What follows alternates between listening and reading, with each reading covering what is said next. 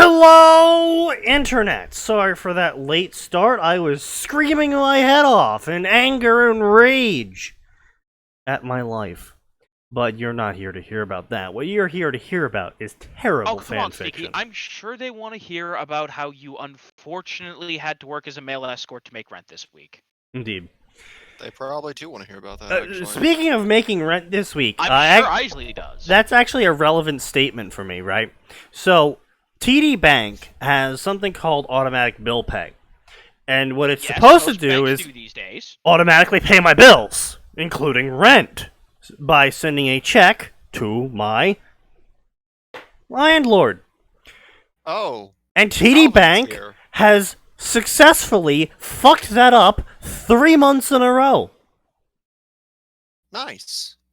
Oh, so you've just been defaulting for 3 months, eh? And my landlord came over and was like, look, I realize that your income is a bit wish-wash and, you know, not concentrated in one check at the end of the month. But This is... I do need to be paid for you to stay here. I'm like, yeah, I understand that. But, like, I had to go out. Why are we having this talk? And I was like, did TD fuck up again? They're just like, yeah, we're now halfway into the month, and I still don't have my check on the first of the month. It's like, oh my fucking god, TD. So... That's, that's not good. Wow. Yeah. So then... This is why I double-check my bank statements and credit card statements. Oh, like, no, I was looking through my bank statement, I was like, oh my god, it's not here. It's like, oh my landlord giving me fuck. shit. No. No, so that's when you call TD and you be like, alright, listen. No, I called TD and they're like, oh yeah, the check's delivered. It might take a couple days to show up. I'm like, the check was supposed to be delivered on the 1st. No, see, that's when you call the bank and you go, okay, listen, this automatic bill pay is great, but so, if you don't fix it, I'll fix you. I'm just gonna charge you guys whatever my late rent is. But she's like, you know, if this keeps happening, we're just gonna have to go down to TD and do it ourselves. I'm like, yeah, you know, I mean, looking at this rate, I might just buy physical checks so I can physically write you one every month. Because, like, fucking Christ. Like, automatic bill pay is supposed to be automatic and pay my bills, and it's doing neither of these things. I thought you were supposed to pay my bills, not make me homeless. Well, one of those is easier than the other. I mean, the obvious upside is that I'm not some, like, cocaine addict who's run through all their money.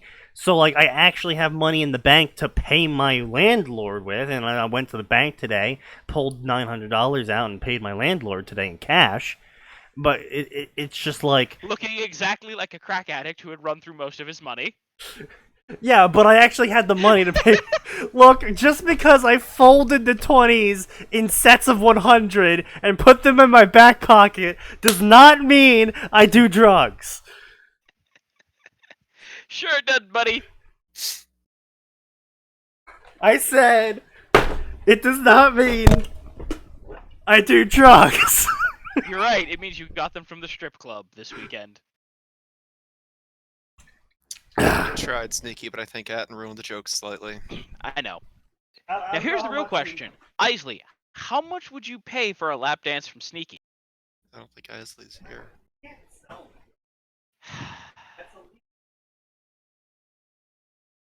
Max fought a war to stop that.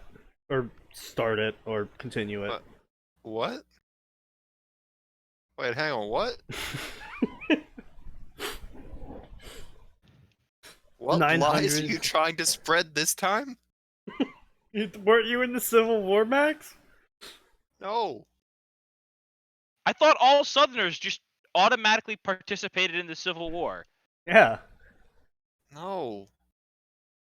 No, that's not for another, like, 5 years. No, Oh, wait, you're not okay. supposed to know that yet. I'm sorry, what? I mean, it might be a little bit quicker than that, Max, the way the world's going. If you hear anyone knocking, if you hear anyone knocking two buns and a pence, I would run. Just a thought.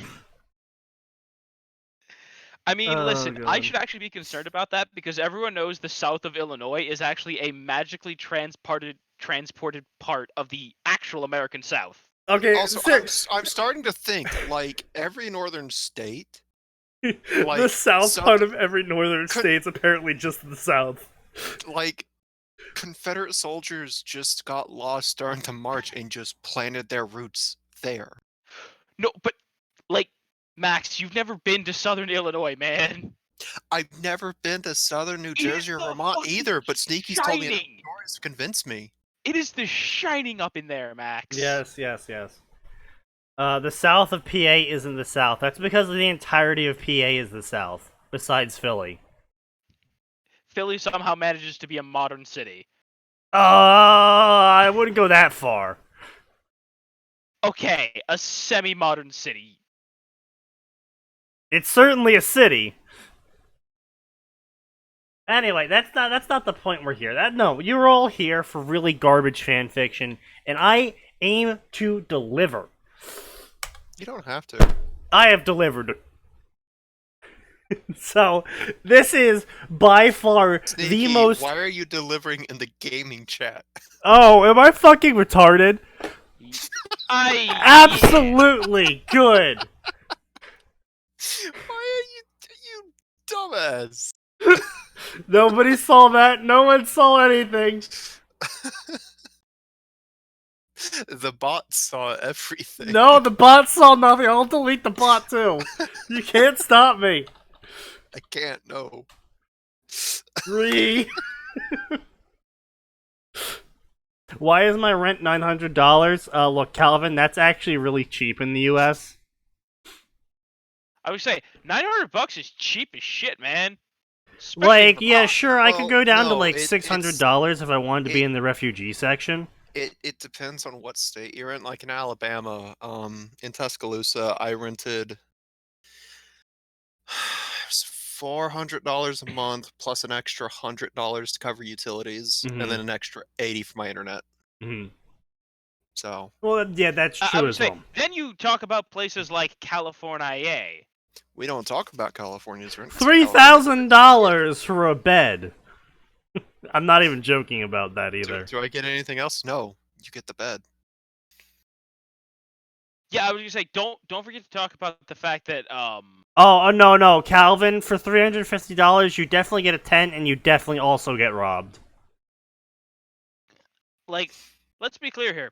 California has a hilarious problem in that they're not quite New York levels of rent where it's New York where people are literally at the point where they're paying, what is it, $4,000, $5,000 for Oh, a yeah. literal, Yeah.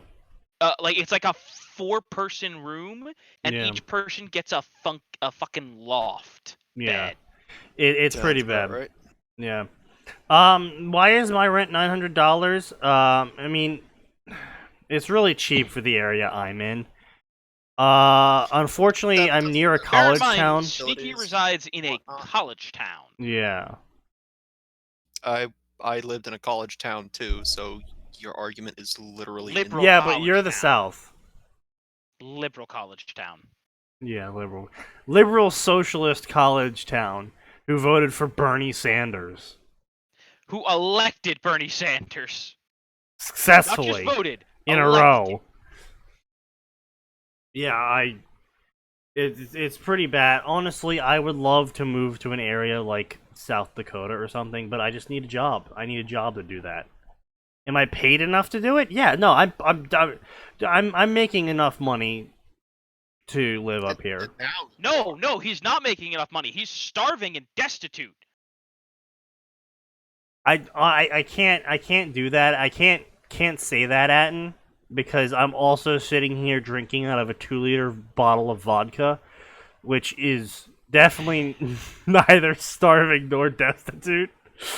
I don't know. For all we know, you're using you made this still from the plans I sent you a few months back.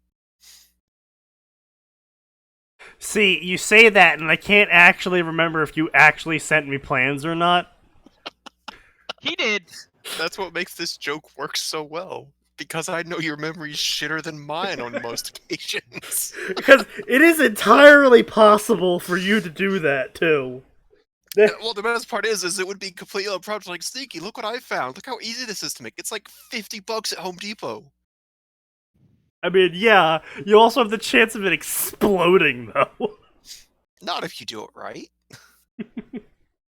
Well, the same goes for nitroglycerin. Same goes for a lot of things in life. I've been distilling nitroglycerin in my house to sell to the mining companies. It makes me fantastic money. I just, have to do it in a Okay, concrete but can we, before we start this story, I just really want to acknowledge the fucking mad lad that got fed nitroglycerin / ate nitroglycerin and was like, you know what? My heart's feeling a lot better now. That's true.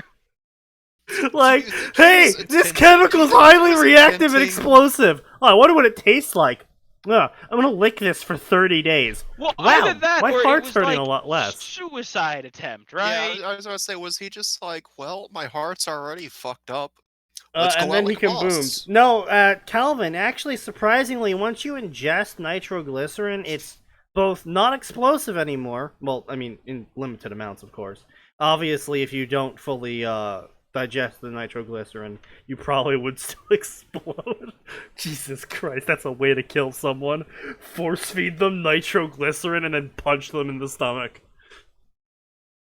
That's horrifying. I mean, technically, I didn't need that image. Nitroglycerin can react to extreme heat. Like, yeah, you could force feed it to them and then just keep their stomach hot. Well, but they would die before. Yes, I know. No, they would die to the heat before they died to the nitroglycerin. I mean, no. To be fair, again, nitroglycerin in high amounts would thin your blood to the point of like you dying as well. But yeah. Oh yeah, that's right. I forgot. That's actually why eat. That's actually why it's an ingestant for heart problems. It's fantastic blood thinner. Again, I feel bad for people with that. Their blood is too thin to like properly clot. Yeah. My first GameStop manager, as much of a dick as he was, he had that problem. I still love the moment. He was anemic? No, that's No, that's that anemia. Anemia is something else. Yeah. I don't remember what it is, but like they are physically incapable of producing the cells needed for clotting, and their blood is also thinner than normal. So it's like, oh, I'm cut. Yeah, and it'll just keep bleeding and then keep bleeding and keep bleeding. Yeah. And he had a moment where he managed to get an internal nick, and it's like, yeah, I'm going to the doctor now. What happened? Oh, I bumped my hip, and I'm pretty sure I'm bleeding on the skin. Well, won't it just bruise? No. No, I don't bruise. Meanwhile, here's me where I'm like, I just sneezed on. I have white walls, so I just sneezed about like 25 minutes ago, and there's blood all over my wall now because I just sneezed so hard. Oh I'm dear. sorry, you what? I sneezed really hard, and now there's blood all over my white walls. There's two types of people, 3 types of people. There's 2 types of people. Some people have too much blood, and some people don't.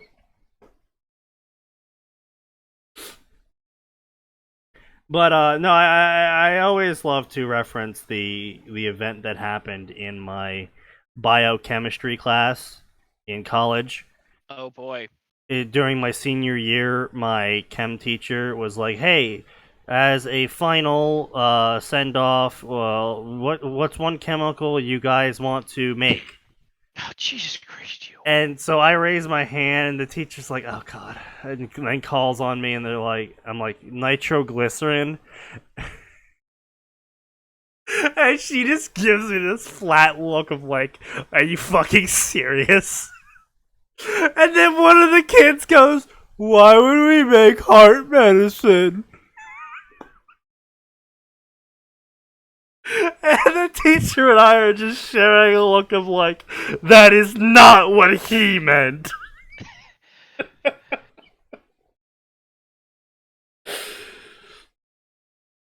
Sounds like I should go see a doctor. No. Anyway, so garbage story time. Right, we've sidetracked ourselves enough. We're gonna go late tonight to make up for it. No, we're not. No, we're not. So this is Fate Shattered Moon. If you couldn't tell by the name of the story, Fate Shattered Moon is a Fate Stay Night Ruby crossover. Yep. Its summary reads as follows. Near the conclusion of Heaven's Feel, the attempted destruction of the Holy Grail causes an unforeseen outcome that has led Shiro, Rin, Sakura, Ilya, and the Servant Rider to be transported into a different dimension. How will they fare in a world with Grim, Dust, and Hunters? Probably pretty Fair well, enough. actually. So, author's note. This is the first story I have ever written. Please make constructive criticism based on this. Also, I make no claims on being knowledgeable of Nasuverse or Ruby, as all of my knowledge of both of these fandoms comes from just reading fanfiction. Oh no. I'm sorry. I'm trying not to listen to stupidity. What? Oh, The author- I love these. The author is writing a Ruby Fate Stay Night crossover in which their knowledge of both universes is derived from popular fanfiction of both fandoms. Gonna be honest, I want to see just once. I want to see one of those one of the authors for this be like. So I've never really looked at the official material, but I have gone wiki diving after reading a bunch of fan fiction. Oh, no, I've Just met give a me couple that. authors that done that. Give me that. Like, if you tell me you've been wiki diving, you know what? I trust you You know, more than people who are only doing this off fan I've fictions. met a couple authors that have done that, and they're very, very good stories, because they're just like, yeah, I just Ricky dived for like 12 hours straight and went on a coffee bench, and then now I've written this story. And it was good. But, it's just the most cringe shit ever of, I have read fan fictions of a series that I have never seen before. I enjoyed those fan fictions, so now I'm gonna write a fan fiction based on the fan fictions that I have read of the fandom I've never seen. Now I'm gonna do a crossover of them. Wee. Oh, God. You know, Sneaky, you and I should do that. Oh. What? Pick a random fandom, Oh, God, read no. like 20 fics each, and we'll try and make a co-authored story. A All right. good one. What fandom? I don't know. That's a good point. 'Cause I'm gonna be honest, I don't want to get into any other fandoms. And Yeah. I don't want to get into any more than I already am, if I'm being honest. Yeah, that's already my crazy. exact feeling is I'm just like, wow. I'm in the Fate fandom. I'm in the Gundam fandom. I'm in the Dark Souls I have enough fandoms. Those are just three. Those are just three out of like probably 5 or 6 I'm in. Well, honestly, my problem would be is that I'm just utterly uninterested in stories for fandoms I'm not interested in. Like, somebody will be like, oh, here's this awesome, Detective Conan crime drama, amazingly written, literally 100 out of 10, fucking 19 stars. And I'm just like, I couldn't care. It could be the fucking Ark of the Covenant's secrets unveiled. And it says Detective Conan, I don't care. Super Potatoes is telling us to pick the Oregon Trail fandom, and I'm just sitting here like, I'm pretty There's a sure both Sneaky and There's a I'm sure fandom? Sneaky and I have both played that game, or at least some version. Dude, of I'm having flashbacks to 3rd fucking grade with the computer in the back of the room. The I only thing it remember can do Oregon is Trail play Oregon 1. Trail. Okay, let's be clear here. I think it was Oregon Trails like 1 through 3 don't have a story. 4, I think they tried to introduce a story, and then I remember 5. The way I they remember made 5 more. because my library had it, and 5 had like kids, and there was like animated cutscenes, and I don't know what. That's because it was a teaching tool that continued to evolve with the times. That would explain. Remember, a lot of you don't No, know this. Oregon Trail was made as a teaching tool. I get that. I'm That just saying. What was it supposed to teach? That we die of dysentery? Yes. That going west was really fucking hard. Yeah. That was literally the point. Going west was hard as shit. All And it right, was well, not all we have a tough sunshine and decision rainbows. here. We can either leave the kids behind to float the caravan across, or we can leave all the food. Well, kids, it was nice knowing you. Oh my god, of course that would be you. Why would it? Bye, little Jimmy. Bye, little Sally. Also, I've got a quick complaint, by the way, since we're on a Fate story. Yeah. Thinking back, because Fate Babylonia anime has been getting an okay dub, Mm-hmm. and Best Girl finally showed up a few weeks back, but she doesn't have the Hispanic accent that she should have. And thinking back, I'm like, the Fate dubs, as solid as most of them have been, they fucking fail in every regard in that they never give accents to nationalities. Mm. Jean does not have a slight French accent. Waver doesn't have English accent, nor does Caneth in Fate Zero. Our Irish Lancers don't have an Irish accent. The one thing I Yeah. rely on dubbed anime for localization is Japanese can't do accents, but No. most English speakers, whether they're British or American, are able to do accents. Yes. All right, I'm back. Anyway, so I will actually leave this up to a vote. Do you guys want me to actually read this story or not? Because I really just wanted to talk about this story for the sheer audacity of this lad. I mean, I don't want to. Which, by the way, guys, 3,700 favorites. Alrighty then. Yeah. But I on one hand, I don't want to read this story at all. I fucking just hate the idea that the author is writing fanfiction of fanfiction based on fanfiction of a fandom. Boy, that's tongue twister. Yeah. But I just hate that idea in general, but I also just think the premise is very uninteresting. I have a shitpost I wrote. Well, that's something you... Rob, you know what I'm doing every single Friday. Oh, is he bothering you again? Hey, do you want to play something? Rob, literally for the past 3 years, 3 years, I have been doing a podcast every single Friday at this time. Every Friday.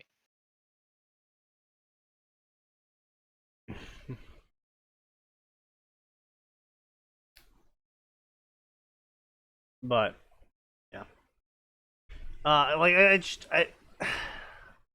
don't want to read it. I mean, you picked it. You know what? Fuck it. I'm gonna take a big old swig.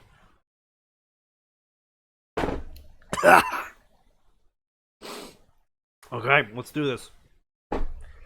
The headmaster of Beacon Academy sat behind his office desk, a mug in his right hand, and a scroll in the other. A closer look at his expression denotes curiosity and a slight unease as he gazes at the scroll in his hand. Super Potatoes wants the veto. Did Super Potatoes pay this month? I do believe he has, yes. Well then, I say it's his show. Well, Super Potatoes pays me money, Calvin.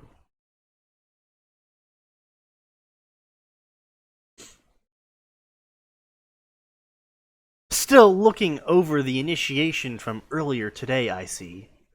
A light blonde-haired woman was walking towards him. I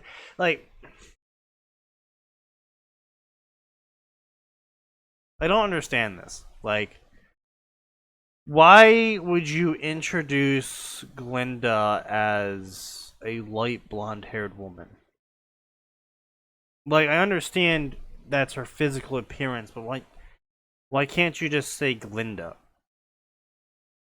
this is actually a problem I have with a lot of fanfics, where they try to introduce a well-known main character, like the blonde-haired, blue-eyed child with whisker marks on each cheek, wearing a shirt of green with a orange spiral on it. It's like, we know it's Naruto. This is a fan fiction. This isn't an original story. This is fan fiction. We know who these characters are. You don't have to get fucking purple prosy over it. Now, if you want to introduce characters that the characters that have currently been the focus of the story don't know, go for it. You can introduce them by the looks. If you want to introduce Sakura from Fate Stay Night, to Ozpin, and you want to introduce her as the purple-haired fucking octagonal eyes, is that what the shit, whatever the fuck she's got going on? Nepotism? It's not nepotism. I'm not related to Super Potatoes.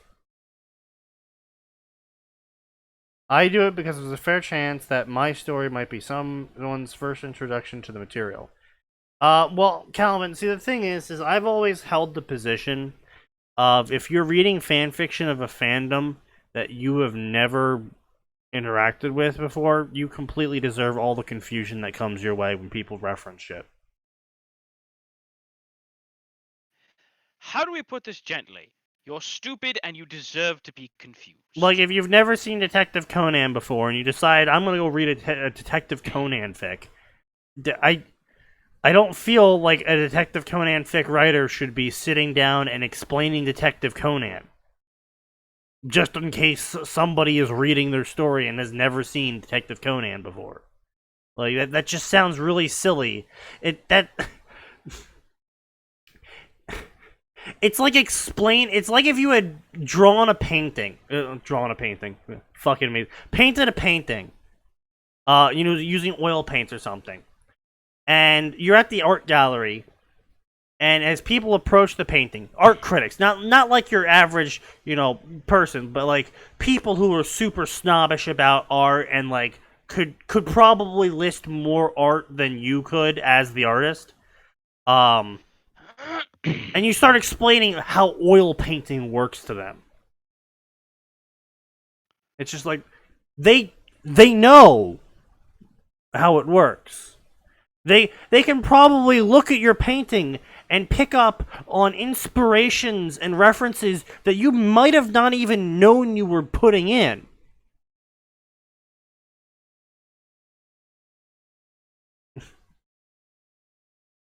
Painted a drawing, sculpted a carving. Yes, thank you, Sweet Potatoes.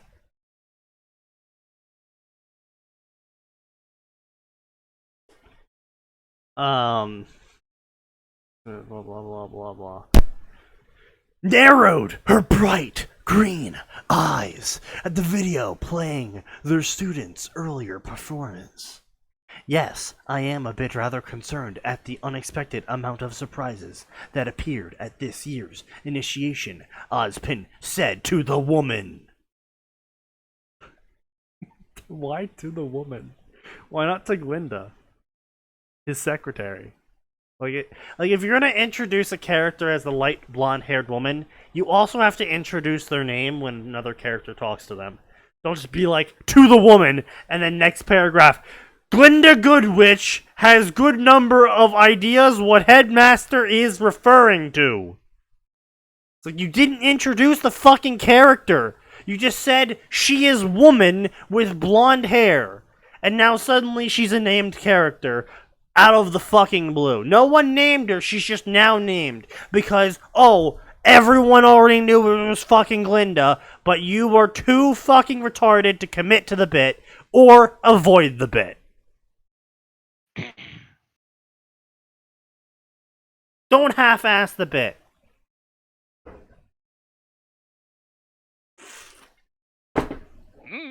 They're dumb.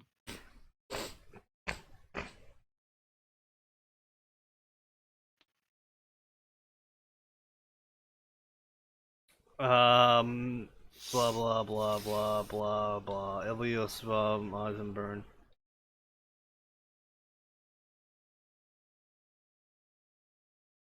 Well, yeah. So blah blah explosion.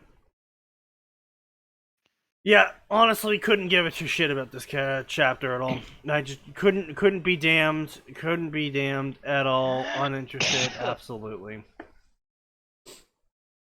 All right, here we go. This is gonna be a good cringy ass story. So the next up fic for today is going to be a bard interesting exclamation point.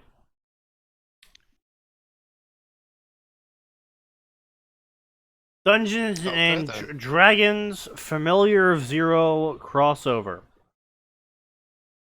by a lazy author with writer's block.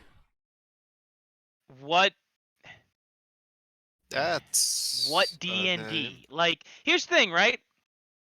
I could easily see some really funny shit coming out of that, right? She summons Drizzt, right? Or, oh, Jesus, Sneaky. Mm. Can you imagine if that poor girl summoned Riceland? Fucking Riceland looks around, what is this bitch-ass magic you people have? Let me show you real magic, kid. I think her summoning Canterbury would be nice. That could be, I would say, that could be great too. Or Cameron. Cameron would also be funny. Yeah. Great, I summoned a peasant. Punches through a wall. I summoned a really strong peasant. Summons Jarlax. Trifling gnome! Wait a minute, you're not a gnome! God, Jarlax is the epitome of murder hobo magic item hobo. Oh god, yes. Literally every single finger has a ring, his toes have rings, he's wearing magic boots, magic pants, a magic kilt Jarlax over the magic is pants. The reason that attunement was invented. Basically, magic cape, magic side cape, magic hat, magic feather in the magic hat. It's just like And a near infinite array of magic swords and knives. Oh, and he's always got like 4 wands of goo. well, of course. You can always use goo. Max, I assume you're very, very confused. This Jarlax was a character from the Forgotten Realms series. He was a drow who was friends with Drizzt's father. And Jarlax slowly got to be... He slowly moved from chaotic evil to, I would say, chaotic neutral. Do you think that's definitely fair, chaotic neutral? But he was a drow who had been alive for so long. He had the most obscene collection of magic items. Period. Literally everything on him was magical and had some sort of effect somehow, and it was just like Jarlax gets trapped. Oh, portable hole. Boom. Extendo ladder. This ring summons that thing. This ring makes light. This ring makes my food in the morning.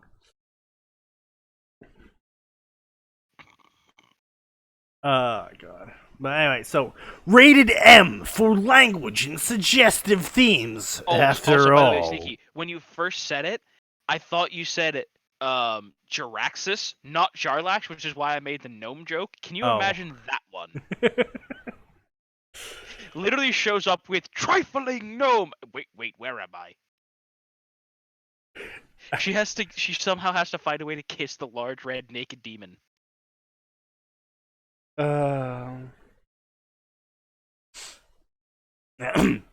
Rated M for language and suggestive themes. He is a bard after all.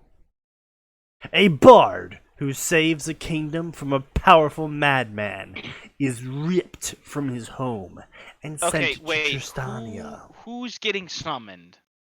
OC. Oh, Jesus Christ. How will he deal with interworld travel? Well, like a bard would.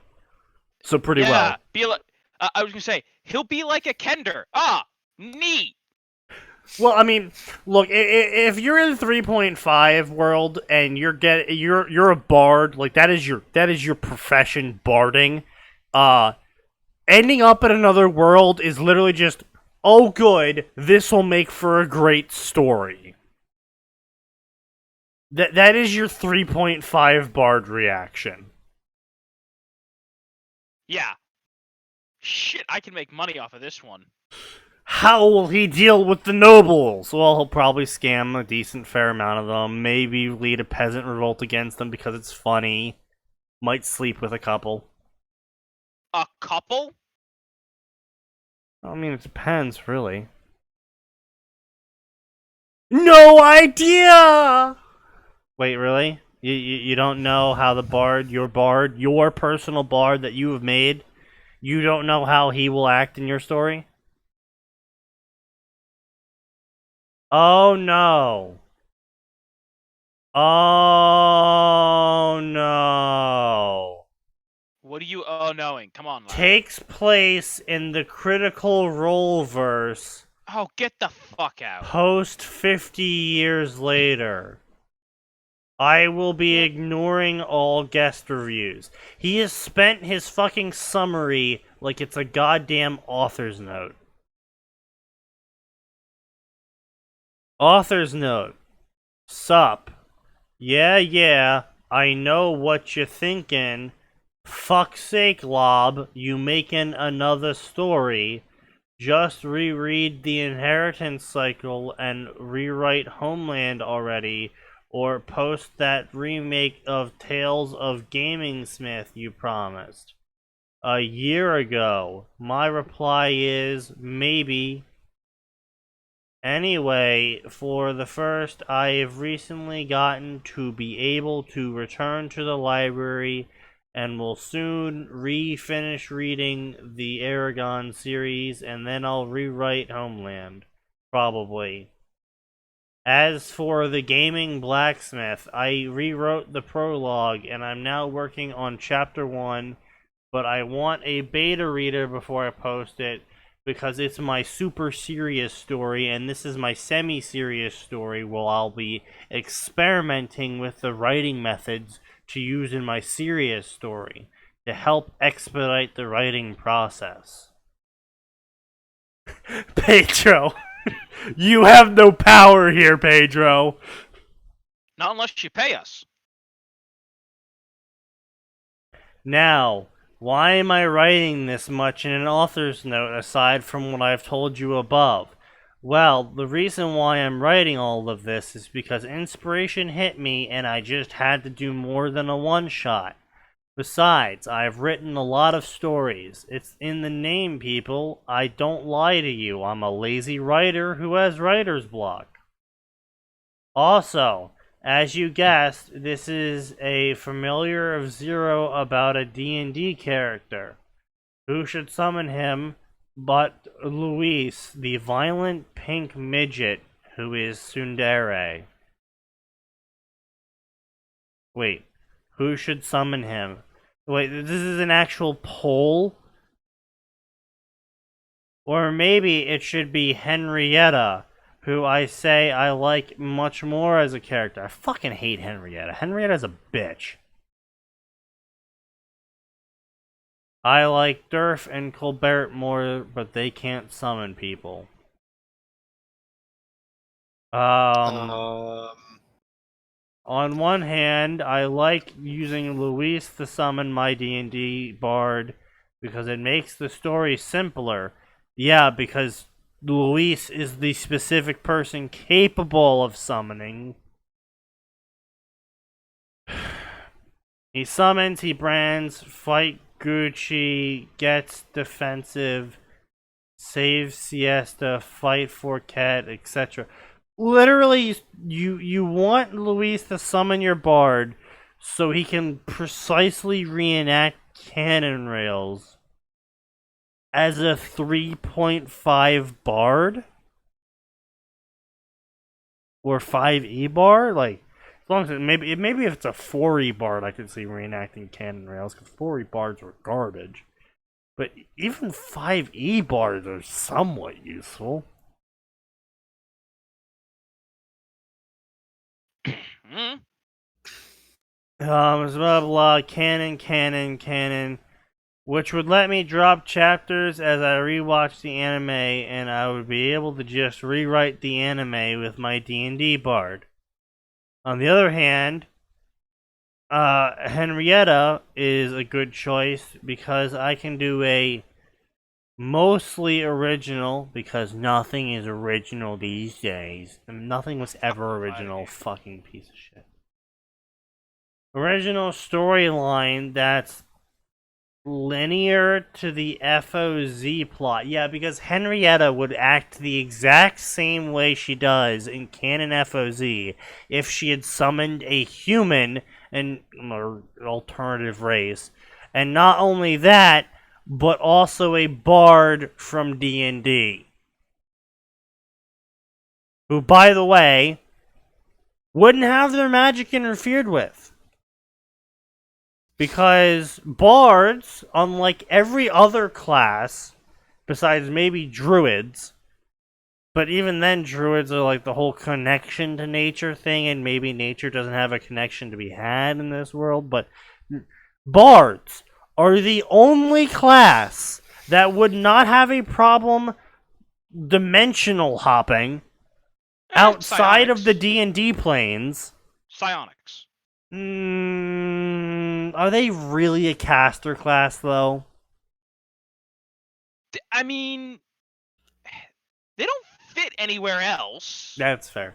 So, bards and psionics are the only two classes that could go into a outside of D&D planes area and still believably have full access to their magic, because bard magic is literally just based on the bard singing really good, and everyone's kind of just like, why the fuck does this work? And the bards are like, we don't know. One day I just picked up a banjo and sang a goblin to death.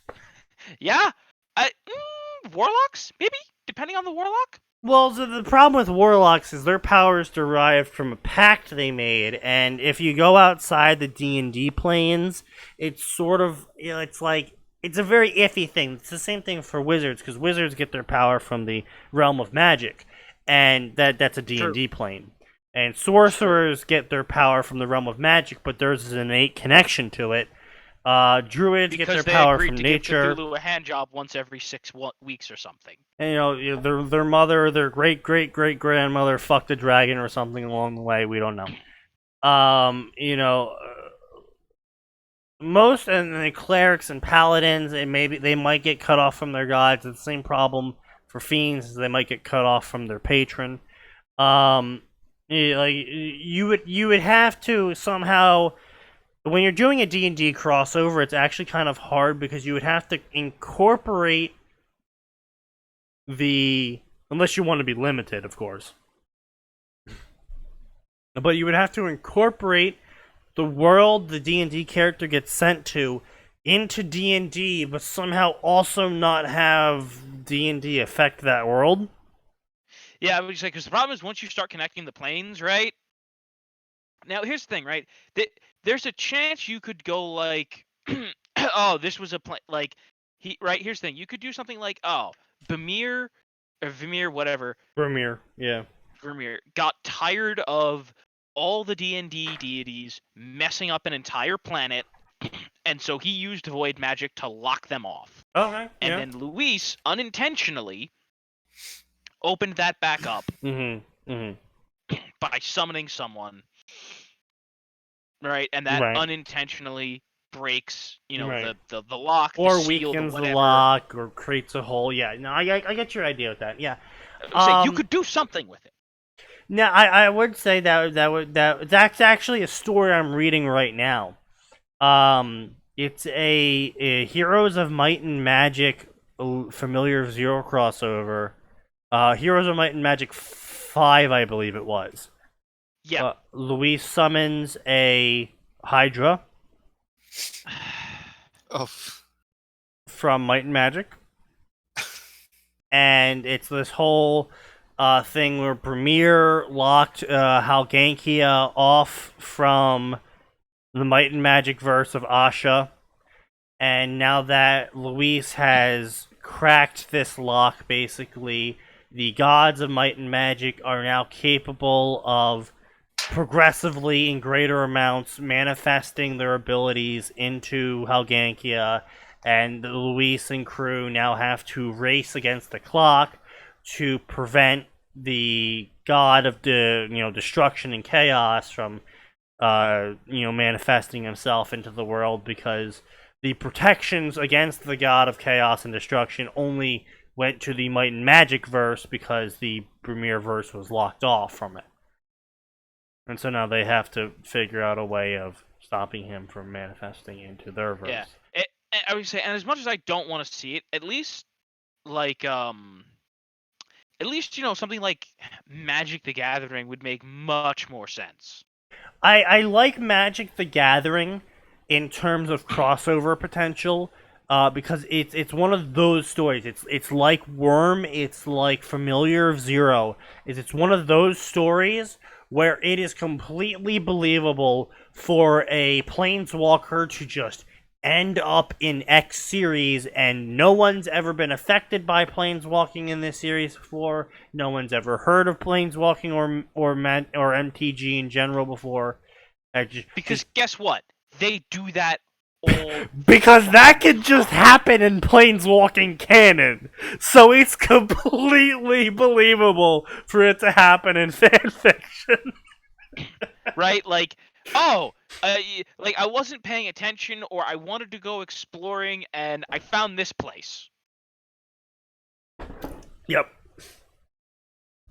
Right? And hell, you could, if you're really dead set on slapping it into canon, you could take the void magic and be like, yeah, hey, he was actually a planeswalker, and he used void magic, which is a thing. To just lock the plane off. Or hell, you could even make it that... Which is an actual spell, too! Yes, I was going to say, or you could even make it so that the founder was way more powerful than anybody thought, and it's a demi-plane. Something like Sarah's Realm. Right, yeah, no, I get you, yeah. Hey, how does Sarah's Angels continue to exist in the game if canonically Sarah's Realm got fucked in the ass like 1,000 years ago? Because planeswalking makes time a bit wonky.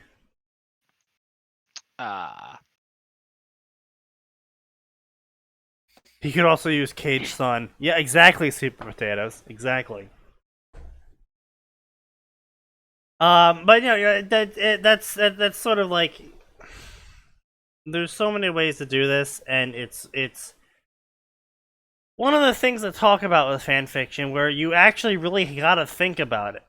Like, how do I cross D&D? Before, but it's always, yeah. It's been a while, so this is a good time to bring it back up. How do I cross D&D into Familiar of Zero? Well, you got a lot of ways. It can be a locked-off world. It could always have been part of it. You could be a lot of things. Maybe it's an AU Familiar of Zero, like they did with the Overlord crossover with Familiar of Zero by Earth Scorpion. That amazing story. That fucking wonky ass story. What story? A what? What story? Overlord, the video game with minions and shit.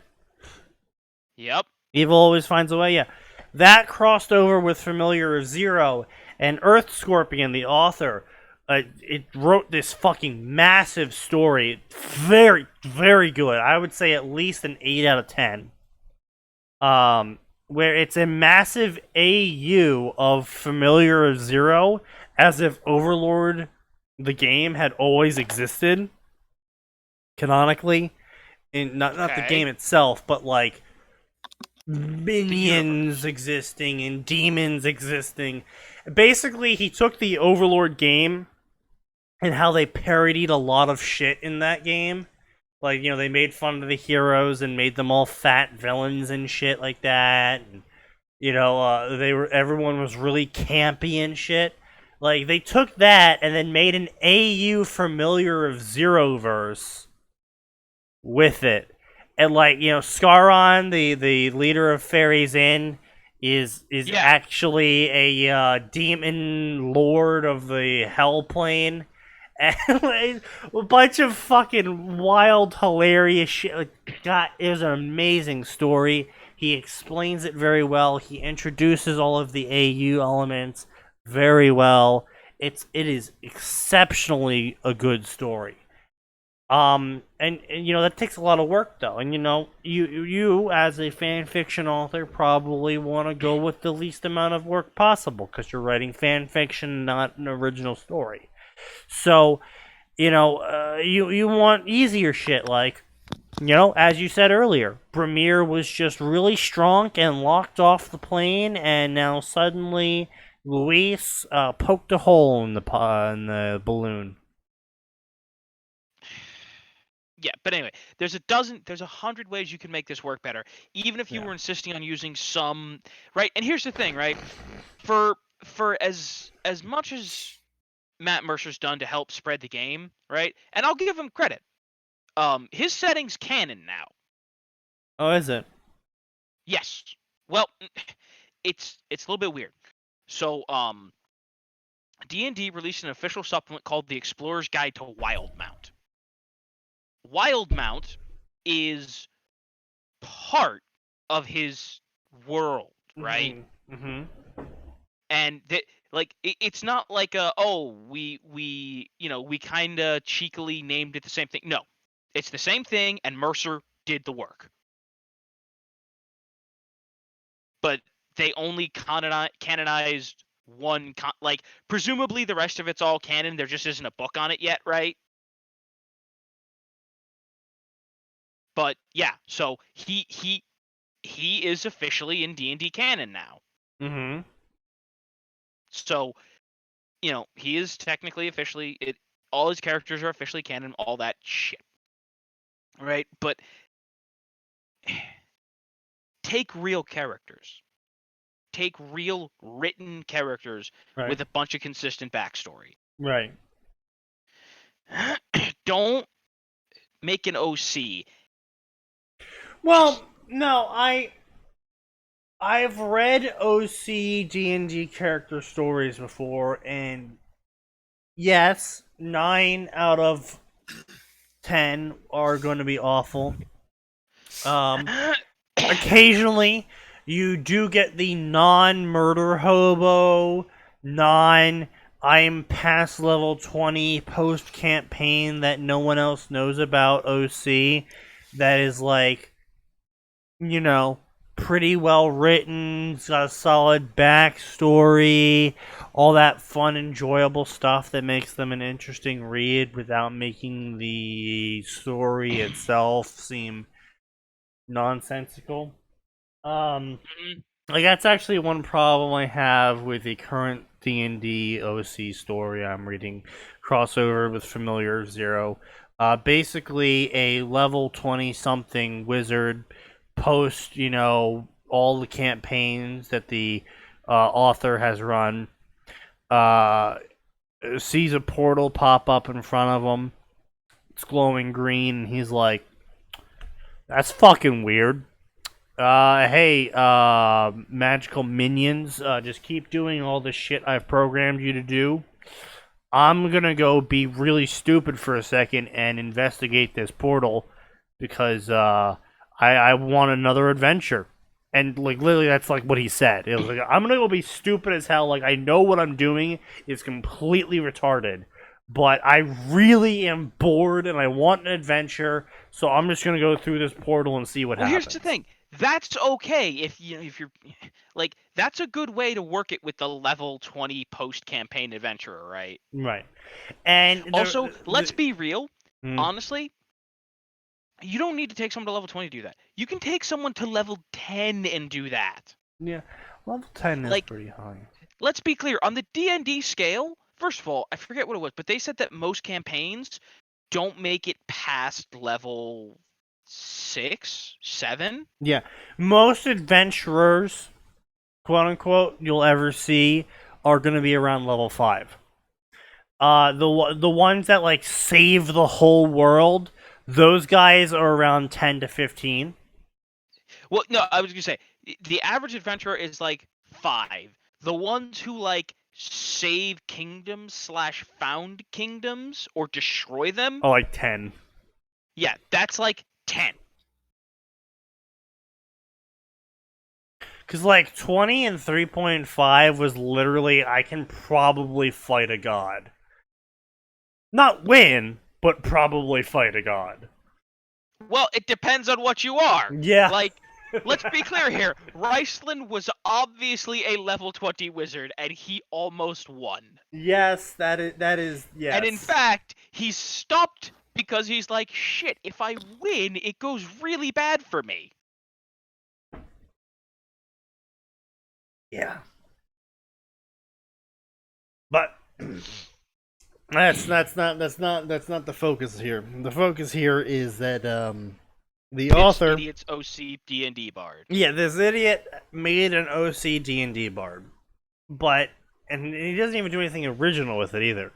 All he goes is, "Hey guys, my poll here is that you can either choose Luis or Henrietta. If you choose Luis, I'm basically just going to rewrite canon. But if you choose Henrietta, I'm basically going to rewrite canon, except maybe I'll like include some shenanigans from D&D or whatever, maybe." And it's just like, hey, also I don't know why people are obsessed with Henrietta summoning humans. Is that even a thing, Max? I don't remember that from the light novels. Is that Henrietta's able to summon people? I haven't read the light novels. Literally no one should be able to. Well, no, all void don't mages know. are able to summon humanoids. That's And sort of the whole thing. Or yeah, I'm sorry. You're right. That was a hard rule they put forth. If someone has the capability of being a void mage and they are chosen, then they get a human companion in Yeah. most cases. Yeah. But That's a hard rule the author set forth. like there's this one really interesting story. It's called like a plague sample or some shit like that, where Henrietta summons Alex Mercer post prototype 1. And it's like, yeah, that sort of makes sense because he's not a humanoid. He's a puddle of sentient virus, which fulfills creature quite nicely. I mean, it's a bit weird, but I'll believe it. I would say it's not much of an ask. But like, I've seen stories where it's like Henrietta summons, X character. I'm just like, but Henrietta can't. So why? Also, she's a terrible character. Stop liking her. It's like if someone wrote a Sasuke-centric story where Sasuke uses the Ten Tails powers as a Genin, and it's just like, but what? like, you literally can't. Why?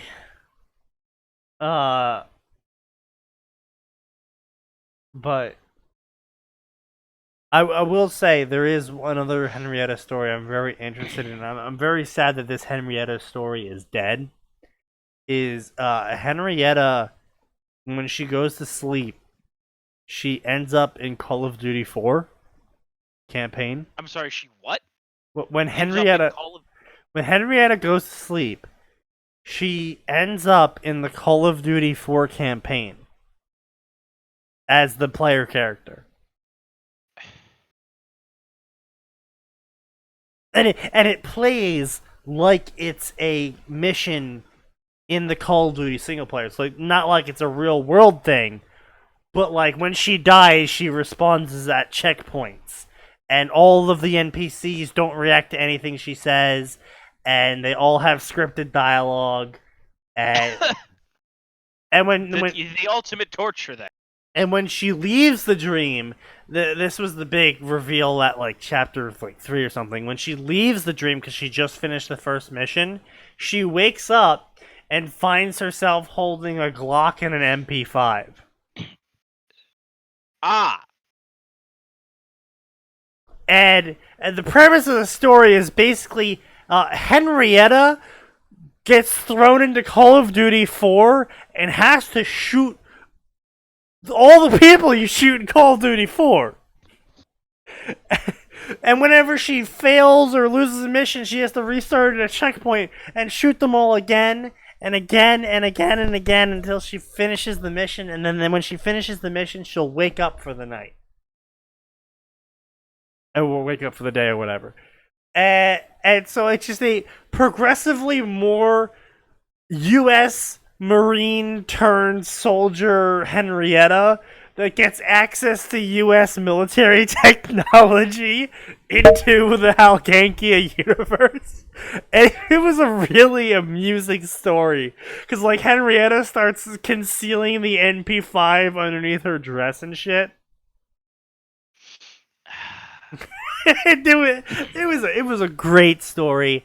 But it hasn't updated for like 2 years now, and I'm really sad because it was such an amusing story. It was very well written too. It wasn't like a crack story that you're like, I'm only reading this for this silly premise. But no, it was like really well written,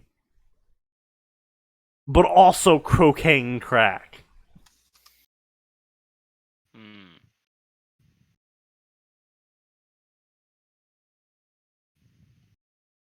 But yeah, yeah. So let's get on with this absolute garbage story.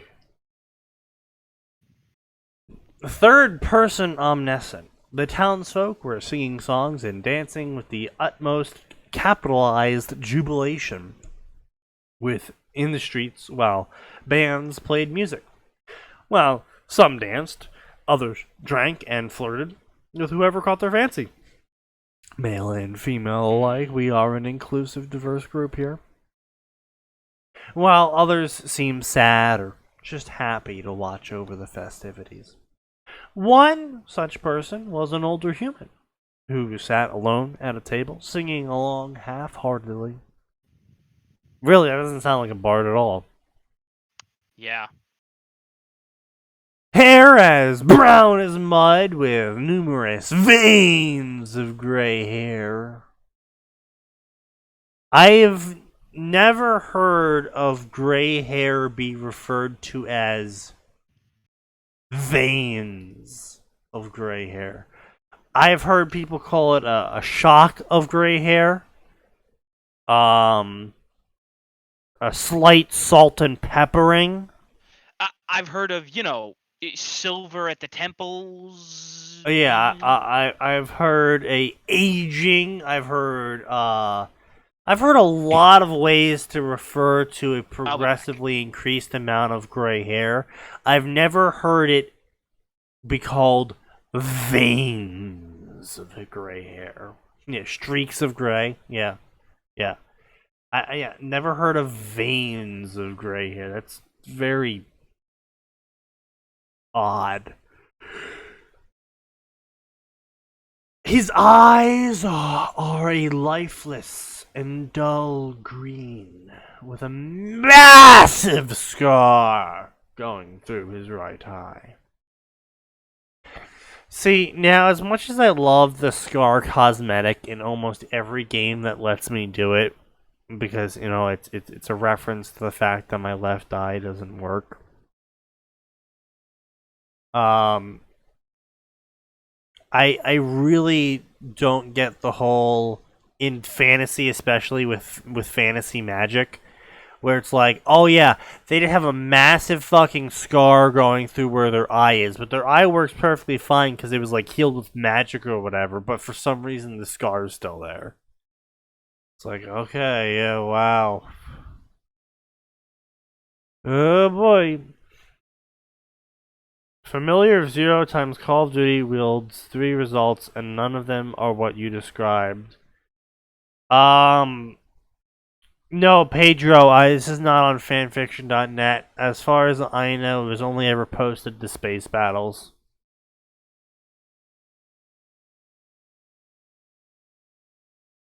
His face showed morose emotion. He drank from a flagon and stared at a dagger driven into the wood across from him. Honestly, if I was a bartender in a D&D universe, I would get really fucking sick and tired of adventurers constantly stabbing their weapons into the table.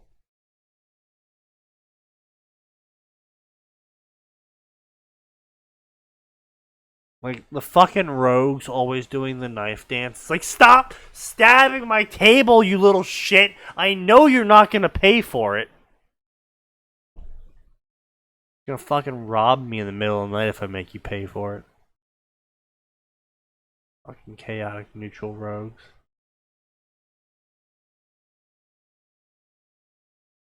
A tankard of amber liquid in front of the dagger. He raised his flagon and took a small sip. Another was a man who was an odd sort. His skin was purple, and his eyes a vibrant gold. Upon his head was a pair of horns that protruded and curved back, clinging to his head. He was currently nursing an oddly hand-shaped bruise. Why is that odd? On his cheek, while wondering what he did to piss her off. Make a bar designated stab here for dramatic effect slab.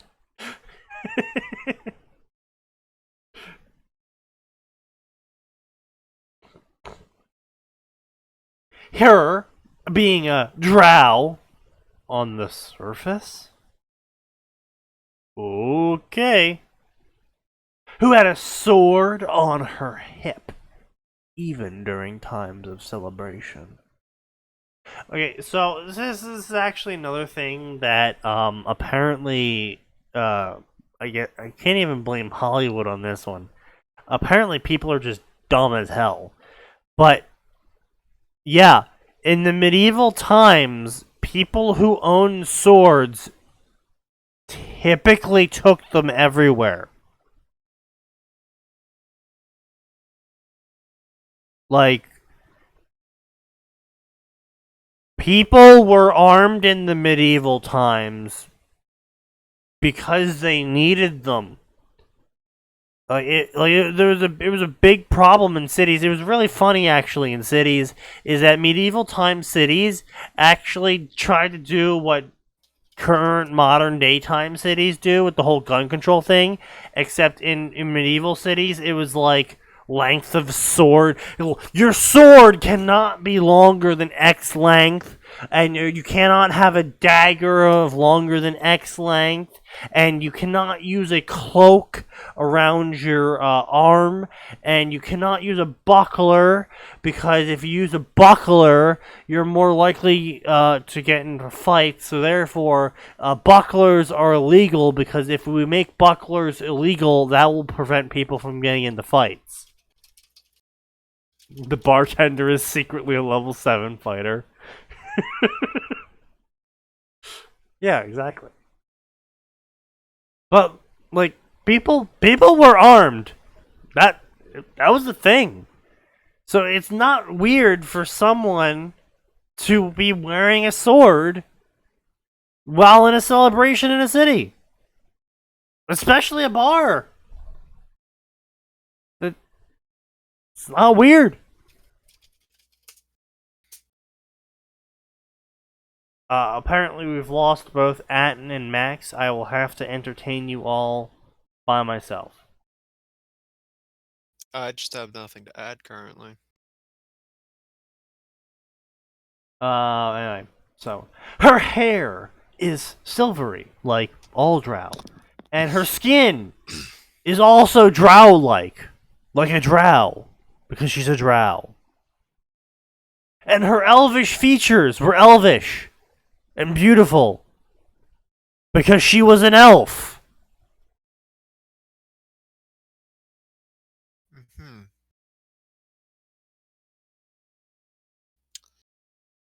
And if it wasn't the fact that she was a drow, then maybe people would masturbate to her. But because she was a drow, people didn't masturbate to her.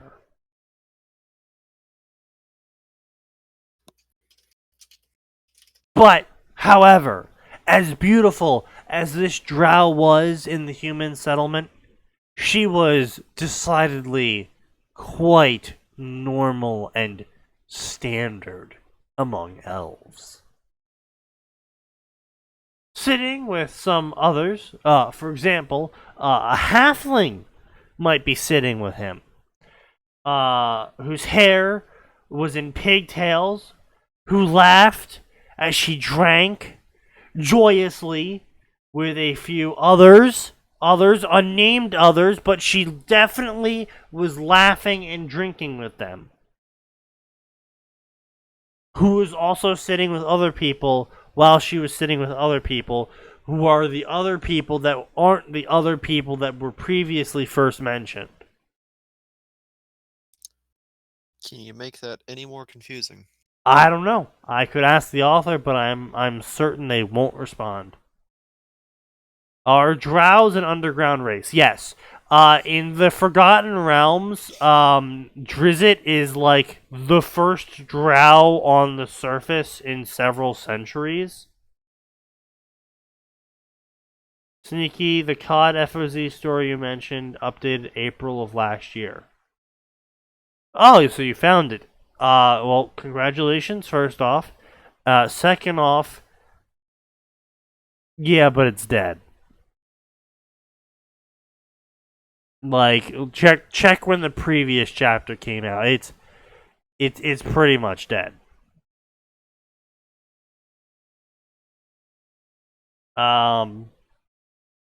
Anyway, a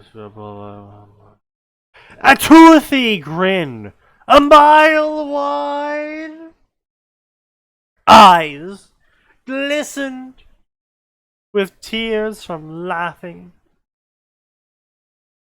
and tankards a third of her size in hand. She seemed to be having fun. I don't think this author really understands how to set a scene because it's really painfully poorly set. A distance away from the previously aforementioned halfling was a half-elf with blonde locks and steely gray eyes. Is currently laughing next to other half-elves. His face was half-elfish.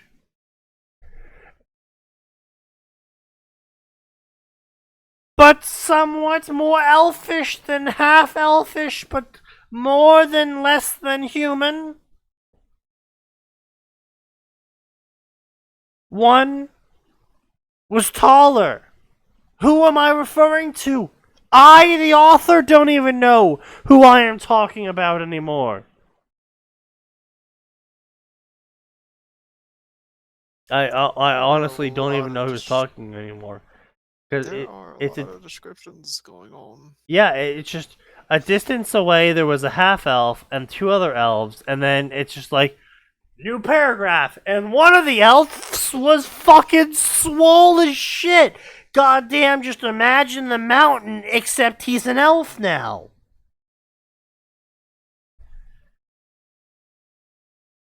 Yeah.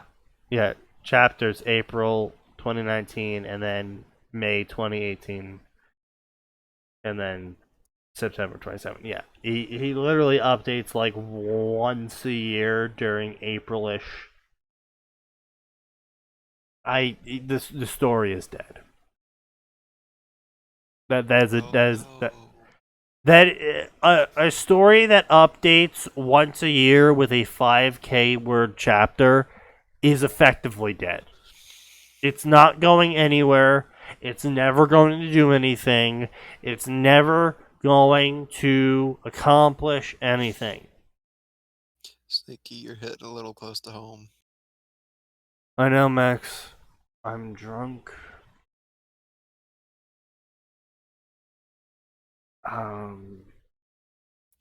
One day we'll finish the current chapter of the Dark Souls story.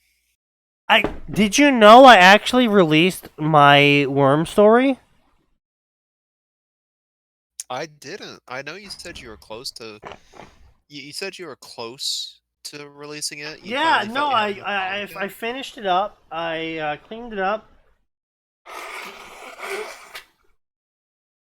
You should link it to me sometime so I can laugh at you. and I released it on sufficient velocity, space battles, and questionable questing. Because I originally thought that the extremely graphic torture scenes that Gray had included into the story were going to get us banned from space battles and sufficient velocity. But apparently, a dual past self insert story has such a little audience draw that the mods didn't even notice it.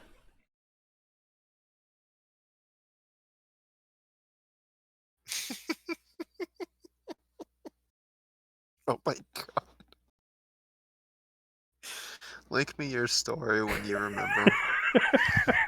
I'll go laugh at it and let you know what I thought.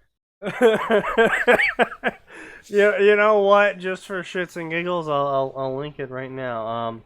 It's called Path to Hell. You fucking edgy middle schooler.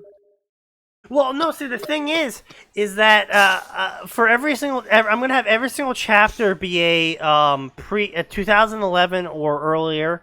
Every chapter title is going to be a song name.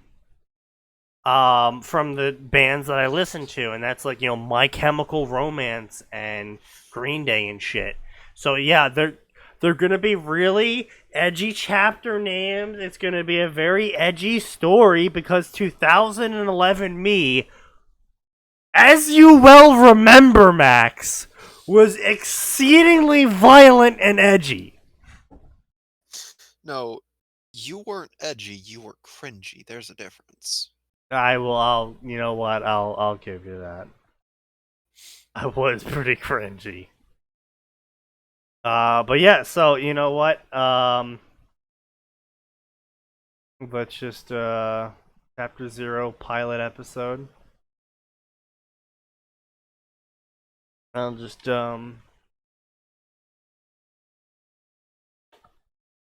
just copy and paste that into the Discord. Oh, yeah, thank you, Pedro. I appreciate your preemptiveness.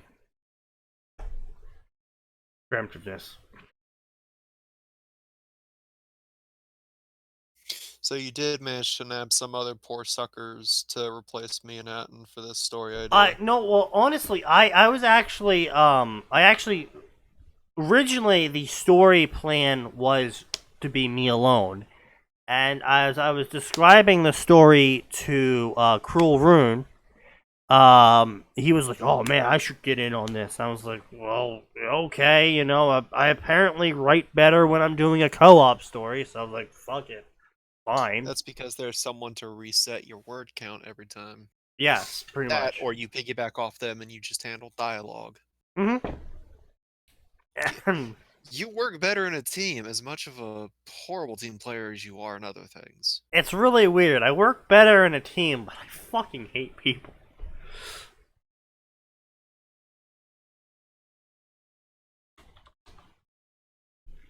So apparently Rob fell asleep after he wished me a good happy Valentine's Day and asked me to play a game with him. And he's like, "Well, I woke up and I just realized that I fell asleep, so I'm gonna go back to sleep now." Like, why the fuck are you mentioning? Why are you messaging me this, Rob? He just wants you to know how he's doing. But yeah, so of course, continuing the I guess I can actually display this. So I guess I will display this.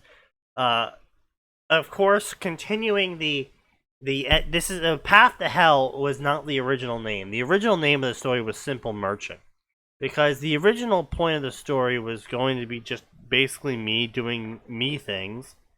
And ended up Gray ended up wanting to join in on it. So I was like, okay, well, that now that the obvious failure that I knew it was going to be with Max, Atin, and Cruel Rune, especially. Excuse me. Two of us said we didn't want to fucking do it. Yeah, I know. I never originally wanted to write it with you guys. That was Cruel Rune saying we should do that. Yeah, that was Gotcha. him wanting to put. It's like, well, I mean, yeah, I have some interesting power ideas, but I don't see it working out between Hmm. these 4 people because of the way Sneaky initially intended to do the story. Yeah. Like, if it was the 3 of us working together, yeah, we could probably crank something out, but we'd also agree ahead of time First of what all, we kind wouldn't of have this story we're weird, aiming for. creepy, we're gonna bang each other multi-trigger thing. Yeah, fuck Wildbow for that. Hmm. Listen, I know we get on about ignoring canon and how it's generally a bad idea. And it Well, generally oh is. no, it is, but we also have said sometimes, though, Word of God canon is dumb. It's stupid. No, the problem is that that's not Word of God canon. That's sequel canon. I know, I keep forgetting he made a sequel because I just don't give a shit to go read it. It's fucking garbage. There was no need for Holy shit. It's like, garbage. if nothing else, I think he wrapped up the poem quite well with some epilogue chapters. I thought that was well done. Yeah. When you told me he made a sequel, I remember thinking, well, that's disappointing. Do you want to know what perspective the sequel follows? Fucking Glory Girl. Ew. And not only that, she Glory Girl is this like traumatized SJW in Ward who Yeah, I was gonna say, implies that Amy raped her and shit. But I thought Amy left her as a literal basket case. Yeah. Also, isn't Glory Girl the one with emotional manipulation powers? Yeah. Yeah, which is why it's theorized that it would have been the other way around. Kind of. No, not even that. It's implied that's why Amy's. Actually, so no. Atin brings up a really good point. If your emotional manipulation powers end up twisting someone's mind to the point where they rape you, is that actually rape? I mean, that's not what I was implying. Oh. Like, I was implying if anyone was going to do anything, like, let's be clear. Glory Girl could at any point stop anyone. Well, she could certainly stop Panacea from touching her. Oh, yeah. Most certainly. First of all, she has a literal force field. Yes. That she can toggle on and off at will.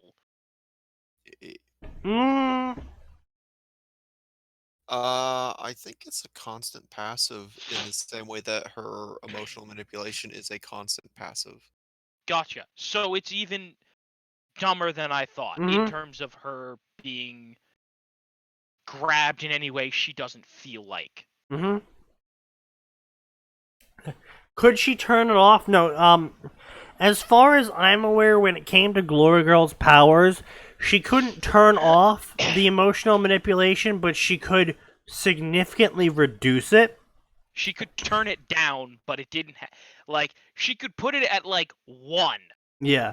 There was no 0. As far as her force field goes, I know she can touch people and touch things without crushing them. So I guess it's like the same way. Because this is the problem with Wildbow and generally not setting out a concrete hard magic, I guess you could call it. Yeah, I would just say, when referring to superpowers, refer to them by hard and soft like. Yeah, Wildbow's trigger events are soft magic masquerading as hard magic, because they are very much nonsensical in consistency, but they pretend to have reasons for why everything does what it does. And it's very, I wouldn't say cringy. I won't say cringy, but it is quite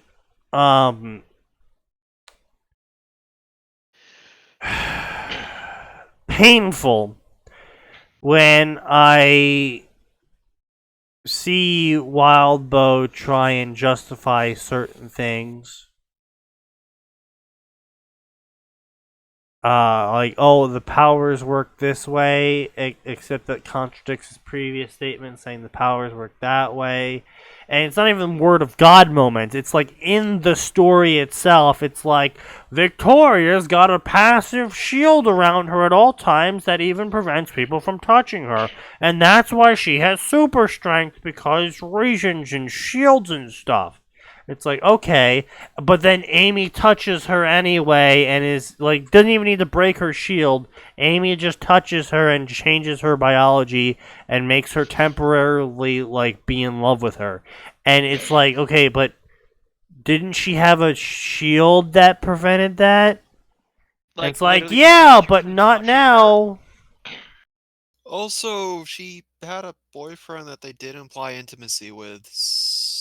Which don't forget also, I that. want to point out, it'd be very, very hypocritical to imply unwanted emotional touching when your entire, Really untouchable. by your own admission, can literally not turn off a low level. Yeah. Yeah. And it's Yeah, like that's- implied that like you need like more than just a gunshot. Like you need multiple gunshots to not only take out her force field, but then to even more gunshots to actually do damage to her. But her force field regenerates so quickly, it might as well not even matter how much you're shooting at her. And on top, Like, you need to be a brute. like to Taylor actually only hurt her. pierced Glory Girl's force field by using literally hundreds of thousands of bugs simultaneously. Yeah. Did we ever actually get like hard data on how quickly her force field? No, of course not. No, there's no hard data on it, but what we do know from what's implied is that Glory Girl basically has never been wounded before Taylor tailored her. Yeah. And Because which implies, which she also implied that pretty much all of the gangs are packing massive heat.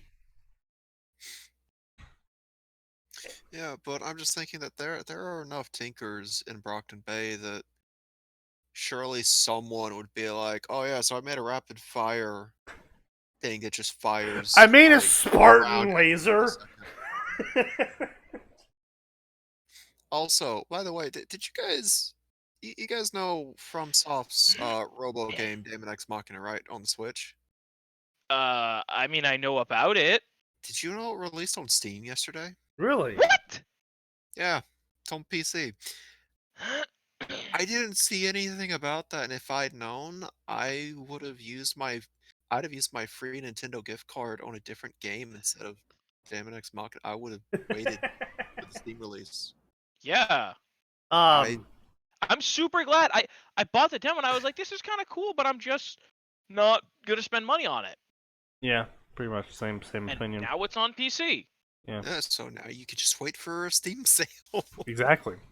Even But though before Nintendo we does move sales, on back like, to every week. Bard and Tristane, I am one of those people. I know I've mocked it on this podcast before, but I did feel that this story deserved an opening quotation of everyone thinks of themselves as the hero in their story, yet the path to hell is paved with good intentions and well-meaning.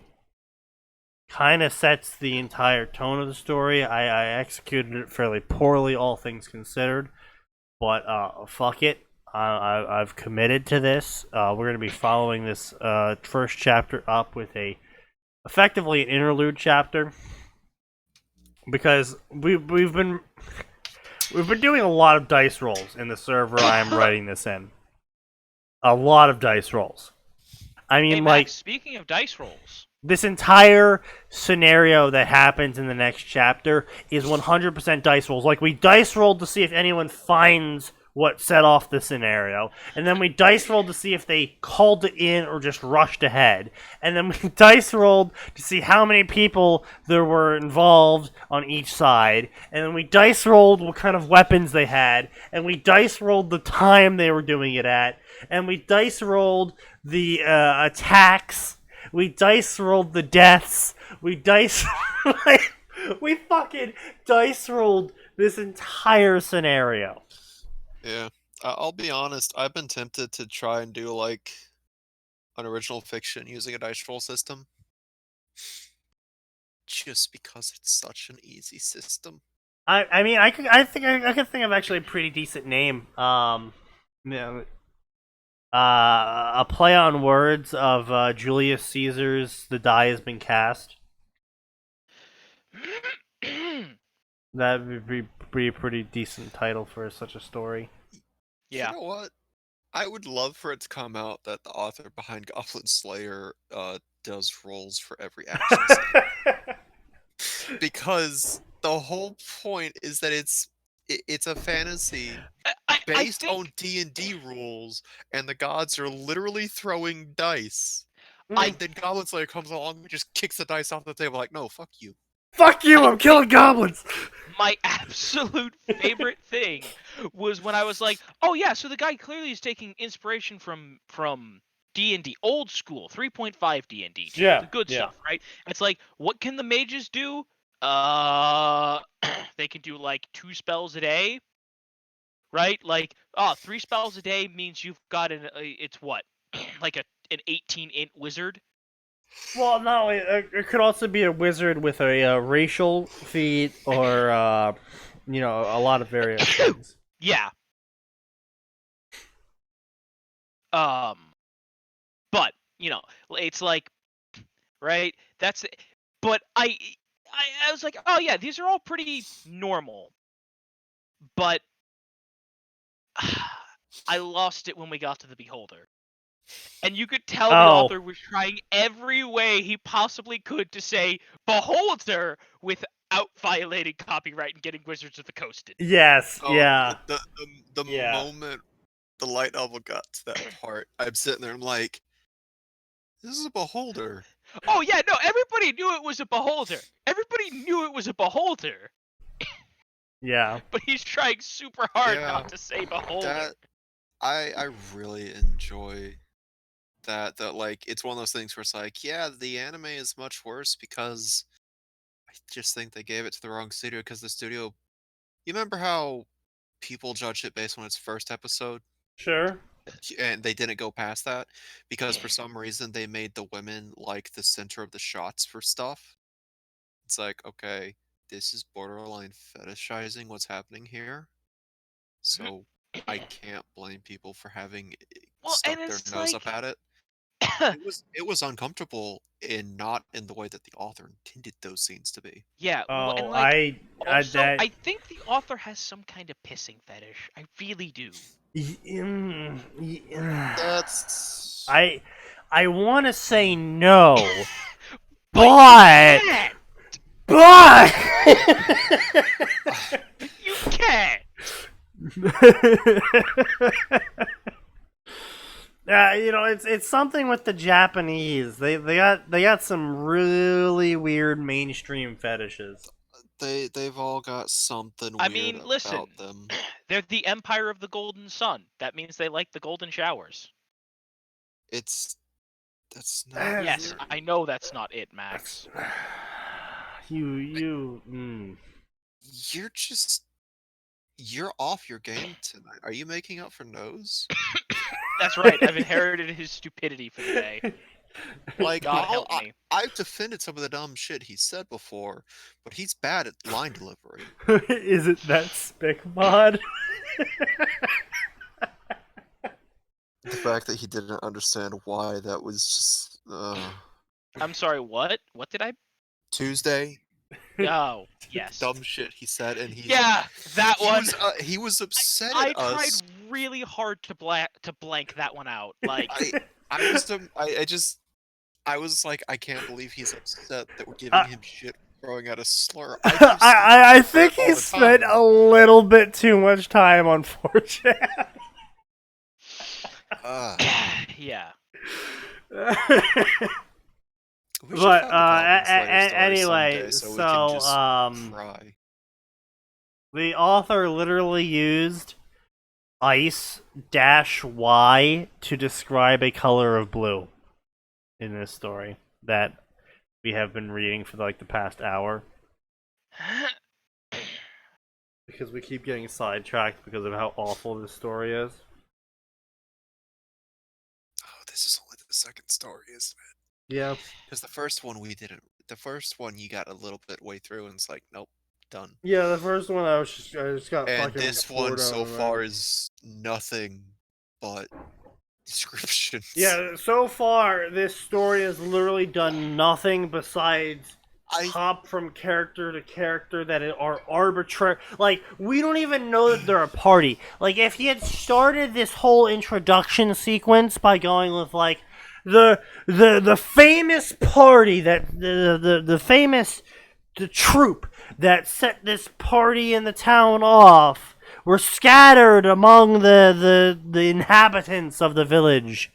Over here is the halfling who's getting drunk as fuck. And over there is the half-elf with the mountain at his side. Like, then I can get why he's describing everyone in this way. But I just don't understand at all why he's just like, over here is the half-elf. Over there is the drow. Over here is a hobbit. It's like, are you going for a diversity quota in descriptions or something, man? Because are these people important? Because as far as I care, which I don't. Also, I'll give literally, credit for all coming of up the with a way better computers... alternative to halflings than anything else so far. Literally, all the computers in the world working in tandem could not calculate the amount of fucks I do not give.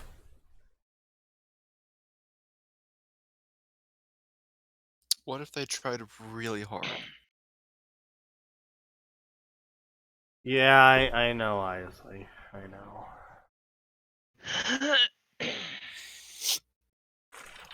Oh, God. Like, what happened to the good old days when a D&D party had 4 humans, a half-elf, and maybe a dwarf? I honestly have never been. Wait, no. My first D&D campaign was in fact a half elf, an elf, druid. Of course, it's always an elf druid. I always have a fucking elf druid. Listen, I got so sick of elf druids that I specifically made an elf, and I was like, you know what this elf is gonna be? This elf is gonna be a mystic knight. Human, racist as fuck, pirate. Let's go. No, but that's what I legitimately got so sick of it. I was like, you know what? I am gonna have a magic elf, but I'm gonna have a magic elf clomping around in plate armor, going, ah, yes, I see. You cannot beat my 35 AC. Lightning bolt. Like straight shit. I remember one time with my racist pirate that I had. Because I put a lot of By points the way, into his I want rope. to point out, I miss the fact that D&D doesn't allow for that anymore. It's so dumb. I love professions. Professions were so silly. It was great.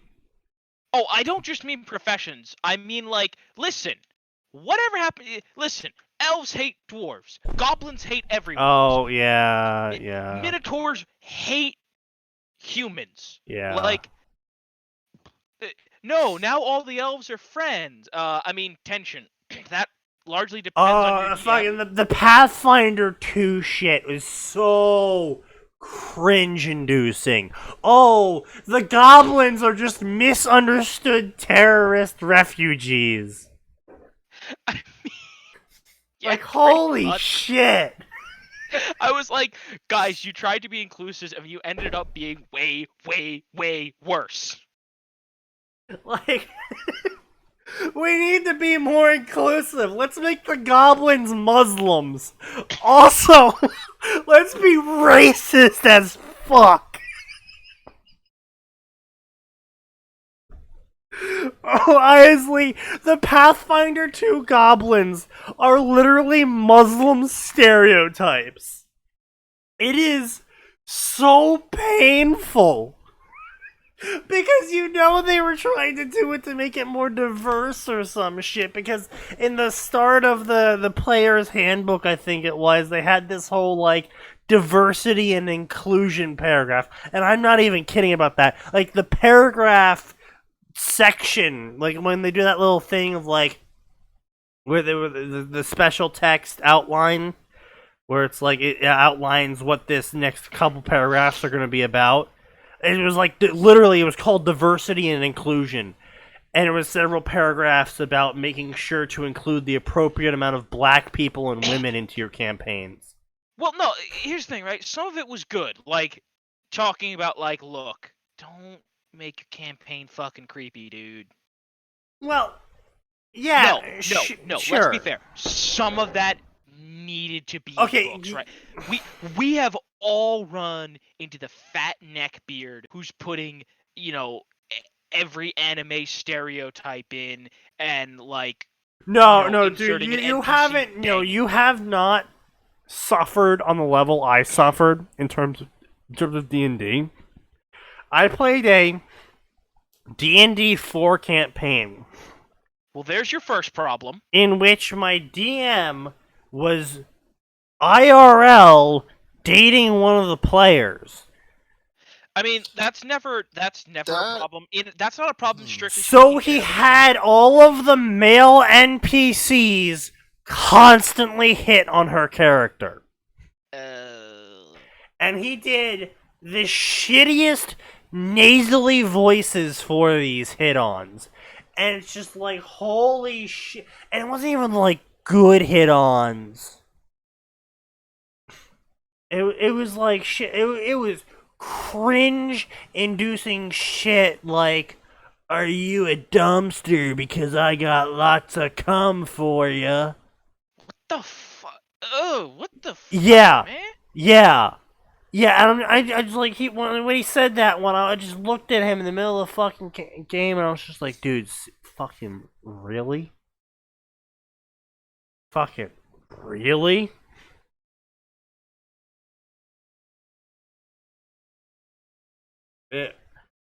And oh god, and he was the sort of guy. He was literally the worst DM I have ever had, and I've had DMs that have literally killed me because they didn't like my character. Instead of telling me to make a new character, they would let me play it for a while, and then they would purposely engineer a scenario that specifically would kill my character because they didn't like my character or me. Like, he was a worse DM than them because his shit. He's the kind of DM that's like, oh, it's a nat 20. A fucking, you punch so hard, a rip in the dimensional barrier occurs, and Mario pops out and Goomba stomps the guy you were punching.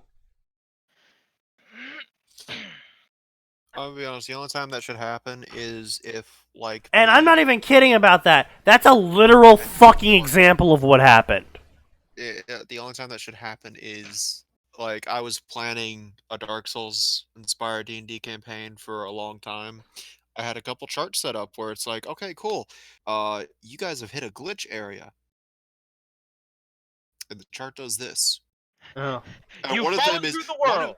one of them is You literally die. Oscar returns from the grave for his revenge against this specific person because he was a dick to Oscar in the game. That was on the chart. That's a great chart, yo.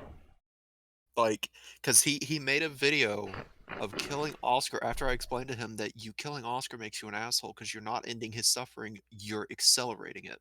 Yes. So he killed him multiple times out of spite. Like, cool, if this game ever gets off the ground, watch your fucking back. Number 6 on the D20 is just for you, buddy. Oh, just for the record, most charts are usually a D100. Yeah, I'm not gonna sit Speaking there of and make which, that just yet. I think we should all sit down after this podcast and hash out that Ruby I found the notes. by the way. tabletop because I've got the notes. I got Okay, some Sneaky, I actually want to enlist your help with something tomorrow. drunk ideas that I think would make for really simplified but fun gameplay that I think would sell well. Also, sure, okay, I will try to be alive tomorrow. I cannot guarantee what happens after I finish off this 2-liter bottle of vodka, because I am now 3/4 of my way through it. You need to stop. I can, however, say that the twitch that my eye has been suffering all day has ceased, but that is also possibly because I currently cannot feel my face. So it's not that it stopped, it's that you can't feel it. I'm pretty sure it stopped, but I can neither confirm nor deny this supposition. Anyway, so a lot of cringy introductions, more cringy introductions, and then out of fucking nowhere, authors just like, these are important people. They are named Albion the Berserk, Xiang Xiaoyong, Ravina Berserk, Lily Boffin, Salazar Regalia, and his little brothers, Albus and Ander Berserk, Rogar the Flame Wing, and finally, for some reason this is capitalized, Jonathan Roger. And his daughter. And his daughter Meridia. I think it's Merida, but okay. Meridia, sure. All these people are important to the world, but they're not in this story. Well, then why the fuck are you, You know- offering them? I'm gonna be honest. If this was original fiction, I would say this would probably be the start of like a comedy of some sort. Yeah, no, honestly, Fan fiction. if that Just was wasting yeah, my time. yeah, This is fan fiction. My time has been wasted. if this was an original fiction that was supposed to be like some sort of comedy of errors, parody of an adventure fantasy story, I would have thought that would be an amusing one. Where it's like, none of these people, as famous and as powerful as they are important to this story. Our focus is that orphan over there. His name is Jack. He's kind of a dick, though. Not And many he's a prick. Like, if that was the opening to an original fiction, I, probably would read it. Well, it's like when the book starts out, right? It's like when someone starts like a D&D campaign. It's like, here's all these cool, awesome adventurers in the tavern, and then there's this group of assholes in the corner. That's you. This is you. First person, Pav. Soon, night had fallen. For some reason, this is all capitalized. And I, along with my brothers and sisters in arms, as well as their families, if they so chose, to join us in our shared home. The home, however, is a small castle that was in the middle of a war, but was rebuilt and gifted to us by His Majesty for our part in stopping the war the castle was involved in and ensuring his victory. You see, We gathered in the main chamber of this castle. All of us were adorned in our armor. Aside, of course, from my daughter, who didn't have armor and wasn't an adventurer. You see, she wore a pretty dress. I was garbed in my white tunic and vest and brown slacks and reinforced navy blue leather frock coat, as well with inlays of a nautical theme. On my hip was a cutlass, and atop my coat I had a brace of pistols. Pepper boxes, I believe the peasantry call them. The peasantry. He didn't actually write that. Sneaky is once again I was about to say, exaggerating. listen here. Peasants don't have guns. Well, no. The thing is, that the author wrote pepper boxes. I do believe they're called. Like, no one goes, "Oh yes, I had multiple Glocks on my person." Glocks, I think they are called. Like, nobody who isn't a seasoned person who uses weapons goes, "Oh yes, I believe the term for these weapons that I have many of and use regularly are pepper boxes." Actually, quick question.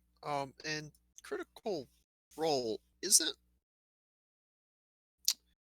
the character Percy the only character that ever actually has guns, and they're not called pistols? They're called whatever his character named them.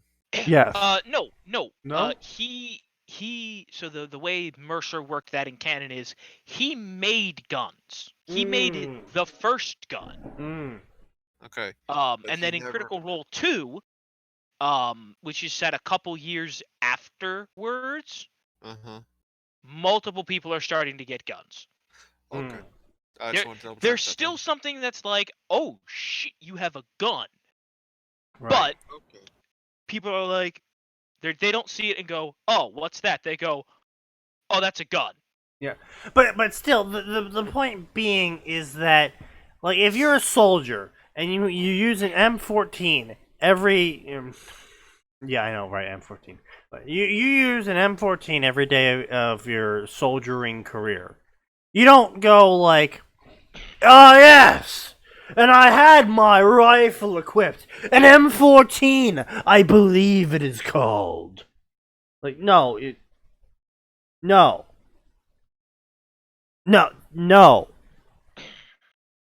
But yes. Here's the thing, right? If you had some level 1 rich as hell noble, Sure, but he literally starting out with that. Sure, right? but that's not what's going on here. I know. I'm saying that's the only time I would be willing to accept dialogue like that. Yeah. Well, these are seasoned adventurers who have grown very proficient with their weapons of choice. And he's like, "Oh yes, what are my favorite weapons called again? Oh yes, I believe they're referred to as pepper boxes." No. Please stop. No. Please go. Depart and do not return to my tavern. Most only need one, but why reload a gun when you can just pull out another? Like, author, are you aware that was actually what was done, right? Like, the reason why pirates had multiple flintlock pistols on them was because it was easier and quicker to just pull out a flintlock pistol instead of reloading it.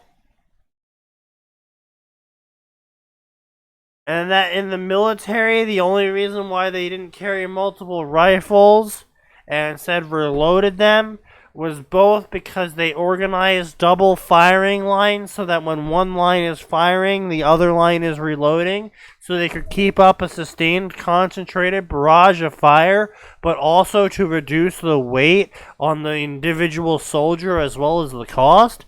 It's almost like pirates prized their personal safety over the government prizing a individual soldier's safety and effectiveness. Also, it's almost like the government was way more concerned with money.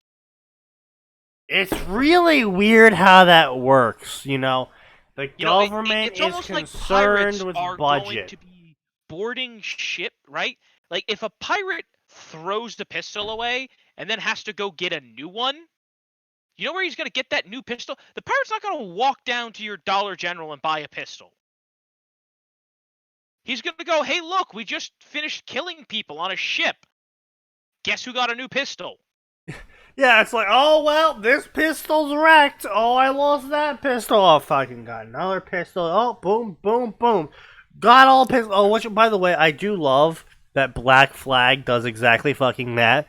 When it says you have multiple ammo on your pistols, you literally just pull out a new fucking pistol. Yeah, it's like, okay, cool. I have 6 shots. All right, let's count those on the brace. Yep. All right, that's 6. That God, that was such a good game. I'm so upset. I had a 78% completion. They lost my fucking save. I'm still upset about that. Oh, that's the worst. So much time invest. That was gonna be the first Assassin's Creed game I would have fully completed, story inside and all that. I didn't even finish the story. Cause every time a new place unlocked, I went exploring. I fucking earned those sea shanties. And in one fell swoop, they were taken from me. I earned those sea shanties. They were taken from me.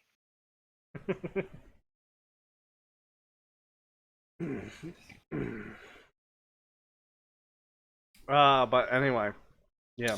Sneaky, I'm gonna be honest. Your comment in memes and shitposts, I can't tell if you're misspelling waif or waifu. It is accumulation of all of them. I have several questions and concerns. Why? Mostly questions, actually. Okay, I'll be happy to answer your questions. Why? Mostly. You'll have to be more specific. Sneaky, are you sure you want to be the person to combine waif and waifu together? Because I don't think you want to be that person. Yeah, I was gonna say, you really don't. I have an unfortunate news for you, Max. It has already been done. But that doesn't mean you need to keep doing it. Okay, you do know what the problem is, right? You do know Yeah, what no, waifu I means, right? understand the problem. However, hold on. That is, Gonna have to put him down. Hey, Max, get the burning Gundam. especially. Yeah. Yeah, okay. I was using definition 2 of wave. Which Fuck is an extremely thin and usually young woman. Not unusually, just usually young woman.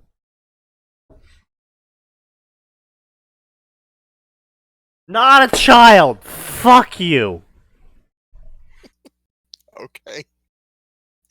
Alright. I don't think Max is awake, so I think that's off the table for you. I'm gonna trust you on that. I am actually interested in definition 3 of this. Wait, what is... A piece of property found but unclaimed, or, plural version, stolen goods thrown away during a fight. What? By a thief in flight. Fucker's making a run and he just tosses it through a window. Oh, look! He's throwing the waifs! Wait, do you mean children or stolen items? Yes! Wait, are the children stolen items? I mean, in certain countries.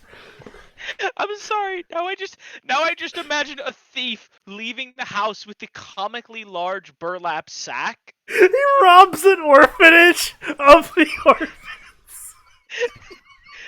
Come on, kids! I'm gonna teach you how to be thieves. I'm kidnapping you, children. All right, children, who wants to learn how to be a pickpocket? Get in the sack. Get in my burlap sack, children. Why does this? Okay, Sneaky. Why does it feel like we need Slack saying this? You know what? I might actually send him an email asking him if he can provide me an audio clip saying, "Get in the sack, children."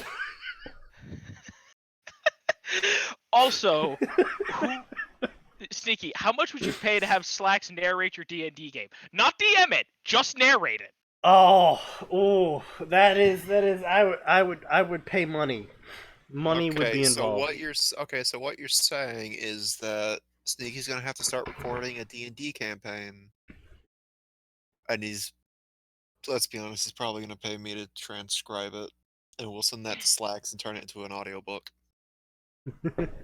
No, We'll novelize transcribe. a D&D No, campaign. I need a Slack's dramatic reading of what happens in our D&D games, because like 50% of the D&D game is just one of the players arguing with the DM about what they should be allowed to do, and of course it's the fucking druid.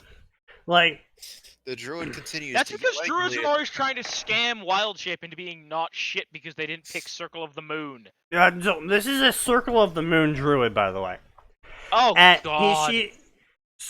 the room is flooding, and the druid turns into a turtle, but one of our party members is drowning, and the druid's like, "Well, can I cast water breathing on him?" And the DM's like, "Well, you certainly can." And he's like, "Oh, okay, cool, thanks." And the DM's like, "Well, you have to drop wild shape first." And the druid's like, "Well, this is my last wild shape. Could I have, like, cast it before I turned into wild shape?" Saying this, like, a turn ago, right? So it's not like it's currently his turn and he wants to reorder his actions. No, this is like a full round has passed. He's like, "Well, could I have cast it last turn before I wild shaped?" And DM's like, "No. If you want to cast it, you have to drop your wild shape." Because that's how casting works. Fucking argued about, because our druid is a metagaming fucking cunt. Why were you playing with Trios again? Oh no, I'm playing with Lupine. He's the druid. All I remember is the last time I heard these complaints, it was about Trios. Yeah. Good guy. Apparently not great to play D&D with. Would Max buy Black Flag if they remastered it? No, I wouldn't either. I would say, listen, there's a reason I am never playing Arkham City again. And that's Like- because the game deleted my 98% save file. No, dude, fuck. I feel that pain.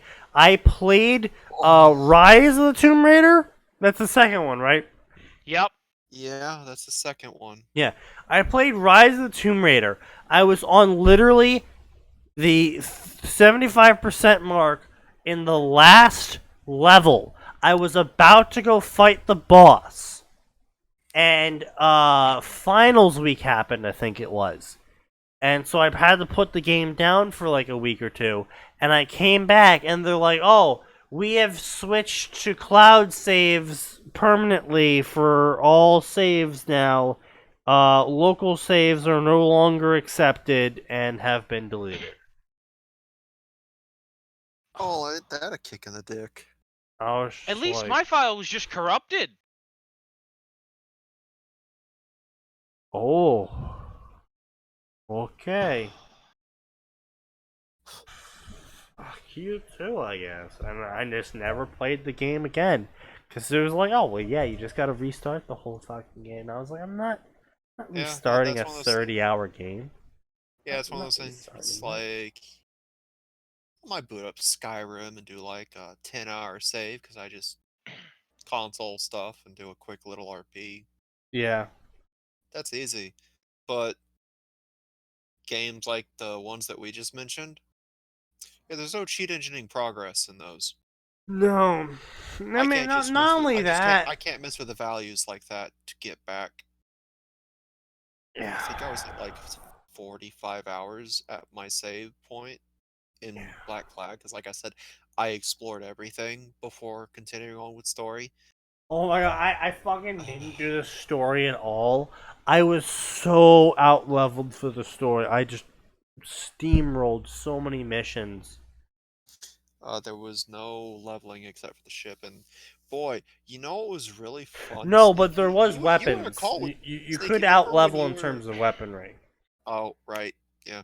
Remember when you were in a call with me, and I was like, I wonder if I can outrun a galleon, and you just sat there like, there's no way. I came back to you 10 minutes like, Sneaky, I caught a galleon. What? Yeah, I jumped on it, fought them all, and boarded it after killing the crew. I still remember the time that I boarded a ship, and then I hopped off to go jump onto it like prematurely as my ship was like drifting up to it to board it. Yeah. But on the ship I was on, just kept spawning enemies. I'm like, where are all my allies? Why does the enemies keep spawning? And I fucking look over and they're in the far off distance because the ship I'm currently on has been sailing away. They're in the far off distance.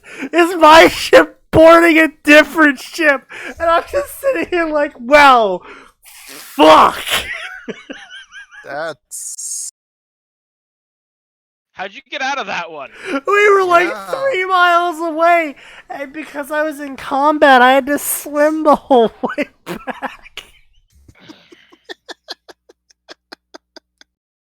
But the funnier part is, by the time I got back to my ship, they successfully captured that ship.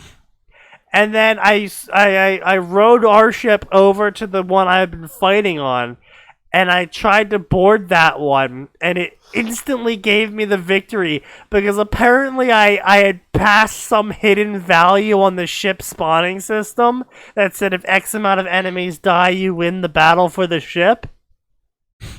So it didn't even like get past the opening cinematic. It was just like opening cinematic, you're boarding the ship, boom, you've captured the ship. Yeah, that happens. I'm so upset. I was finally at the point too where I was like, okay, cool. I've done like every sea thing. It's time to go take on the ghost ships. Oh yeah. There's no the quickest way to kill someone's interest in a game. Do they have more than 10 hours in it? Yes. Delete the save file. Delete their save. Especially an Ubisoft game. Because, you know, as much shit as Ubisoft gets, like, the initial playthrough on most of their games is pretty fun. Absolutely. Oh yeah. And some of the games Like, zero replay value. Absolutely no replay value. Also, I will say this. Until I was given a Final co-op? Fantasy Assassin's Creed crossover, I didn't know how much I wanted something like, you know what? Give me Assassin's Creed, but just say fuck it. Give me FF15's combat, right? Give me teleporting assassins. I have to say the Assassin's Creed Unity was fucking hilarious. Max, I'm gonna stealthily take out these guys. Fire his musket. Fire his musket again. Stealth. And I remember standing there like, Sneaky. How did that not Sneaky, alert everyone anyone? for 15 blocks just heard you. No, they didn't. That's because the 2 guys I killed are dead. Worst part was the only thing separating us from another enemy was a fence. I like to imagine that guy clearly saw the musket smoke and was just like, no. I don't think I want to be over there. If I just No, stay on even this side of the worse, fence Atin, and keep Atin, looking the even other way, worse. he won't shoot me. It was in the sewers, so it 100% fucking echoed for miles. Oh yeah, I know all the people chilling, all the homeless people chilling in the sewers like, oh shit, we gotta go. We got so good at running that instance. That's because we only ran it by the third one. It's like, oh no, we got this. because We're like it wasn't literally splinter like cell. timed jumping, action jumping over boxes and shit. Yeah, it was a bit ridiculous. That game was. Oh, Its it's so story much was fun. its story was so-so, but it did have a fantastic final boss. Like, I Yes. haven't had that much fun with an Assassin's Creed boss Yeah. since 2, or no, since Brotherhood when I got to punch the Pope, Right. Yeah. Yeah. because that was a Yes. thing. And the co-op in that game was actually a lot more seamless than we thought it would be. Yeah. It really was. Because in its defense, we were coming off of Black Flag's multiplayer was a bit iffy in the PvP. It even with like perfectly wired connections, there was still some weird lag that would happen. I have to say, was it Revelations that had the tower defense game in it? That was Brotherhood. Was that? Oh, that was Brotherhood. Brotherhood. Okay, sorry. Brotherhood had missions where you would direct your assassins in a tower defense game. I Yeah. don't know. Yes, about that Revelations. one. Yeah. I Yeah, it didn't was play. Brotherhood. I played Revelations, but I absolutely adored the Brotherhood PvP multiplayer. I loved that so much because I used all of the basic skills to just fucking dab on people. Because everyone was a dumbass and like, oh, I see someone running, I'm gonna go run out at him too. And there I am, just like low key in this crowd of people, just like, yup. Oh, yeah, no, like, don't forget, you and I managed to piss off Luigi and Trios quite a bit because we actually played the PvP as it was intended. I And then abused Decoy. I abused Decoy so hard. oh, yeah, no, Sneaky, remember what we discovered in Black Flag? I was cheeky and was like, I'll put 99 cents into this game and buy the poison knives. Oh Wow, yeah. these are actually busted. Oh yeah. Because the throwing animation in Black Flag was super subtle, so it was hard to catch. And they're like, well, "How'd you get me?" It's like, Yeah, it's just they're walking by and Max is like, I'm gonna do it. Thunk. And they're like, oh god, what the hell's going on? Ah! and they can't even get revenge on me because by the time the poison starts acting up, I'm like, You're I'm like a couple across the crowds away. fucking map, and I'm just sitting there like, alright, waiting for it.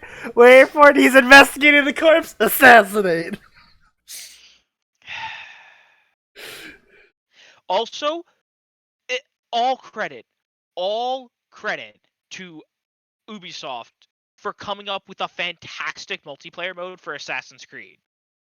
Yeah, it was actually super Oh, fun. so much fun. Like I don't No, like I've everybody already heard they seen announced. that. That goes with the with the really bad Domon statue. Oh, that's unfortunate. But like, you know, and no one would have expected that to be any good. Nobody. And then No, it turned out to be money. really, I didn't. I expected fucking nothing from Assassin's Creed multiplayer, and I started playing it, and I was like, "Holy shit, this is actually really fun." Yeah, it was shocking, and you guys know I'm not a big fan of a lot of competitive stuff. Assassin's Creed allowed a level of control that I hadn't got to enjoy at that point because I hadn't gotten into fighting games yet. Oh, what was that one instance, Max? Like our ally like tried to run away because there's a Trios or something. Someone like found him, and then he assassinates. Trios assassinates the guy, and then I assassinate Trios, and then someone assassinates me, and then you assassinate the guy that assassinates me. It was an entire sequence of every player And just happened like to be in this the one worst part spot. about it was that like the guy makes a break for it, and it's a crowd of like everyone looks like a normal civilian. The guy makes a break for it, and then one of the NPCs turn around, and suddenly it's one of the guys, and he's assassinating him. And it's like, oh shit! And I run out of the crowd to kill him, and then another guy from the crowd runs out and kills me. We were all there for over 5 minutes pretending to be NPCs. It was the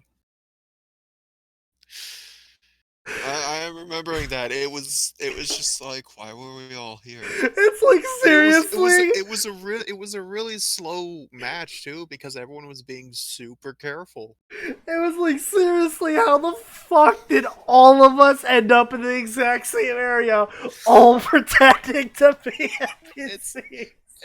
Granted, it's not like it's a massive map, but still, it's big enough that like to have all 4 to 6 players in one spot like that. That is rare. Unlikely. Well, and the best was when you got the assassination and then sat right back down by the body and successfully looked like an NPC. Yeah, yeah. Oh yeah, no, that you could do that. I know. It worked, and that's the part that's like this shouldn't work. My favorite was the hay bale throwing knife, just thunk, go back into hay bale. Yeah, like again, like that mode was pretty well balanced up until someone pulled out the poison knives. Yeah, Then it's no. like, well, these are actually a problem because you have the normal poison blade, which is, oh, I got poisoned after this guy's hand went out and slapped me in the back. I do give them an amazing amount of kudos, like for Ubisoft, an amazing amount of kudos that they actually made animations for every walking speed. Like, I remember still, I assassinated one guy with like a simple flick of the wrist stab as I walked past him because I was doing like the NPC speed level of walk, so it didn't make me go into an animation. It was just like, and like just moved on like nothing happened. Yeah, that was very much work that they held over all the way back in Assassin's Creed 2.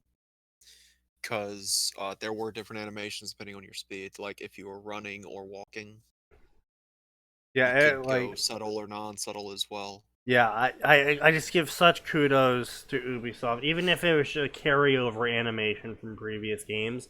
Like, well, not even carryover. I think they literally just polished and added as the games continued, and they're like, we could probably do multiplayer with this. And then they were like, hey, what if we just fucked the game hard and turned it into a really shit RPG? Actually, I did what I was able to play of Odyssey before I gave up because there. Oh no! Don't get me wrong. I had a blast with Odyssey. Wait, is it Odyssey? No, I'm thinking of Origin. Yeah, Origin was the Egyptian one. Odyssey's the Greek one. I did like the gameplay, but all I could think to myself was, this isn't the gameplay I bought this game. Yeah. If this was completely cut off from Assassin's Creed, I would have enjoyed it. The other thing I really did not like about Origins is they were doing weekly events where at max level you had to like beat the weekly event and then you could fight the boss for gear pieces, but it was unique gear pieces that would never spawn again unless you did that weekly event. Yeah, okay. Companies need. I'm getting tired of games as a service mentality. It pisses me off. My single player experience that I paid $60 for should not have locked like, it's one of the things that's frustrating about Monster Hunter World. Honestly, Pedro, if you those events stayed forever. Yeah. They don't in Monster Hunter World. Some of them are limited.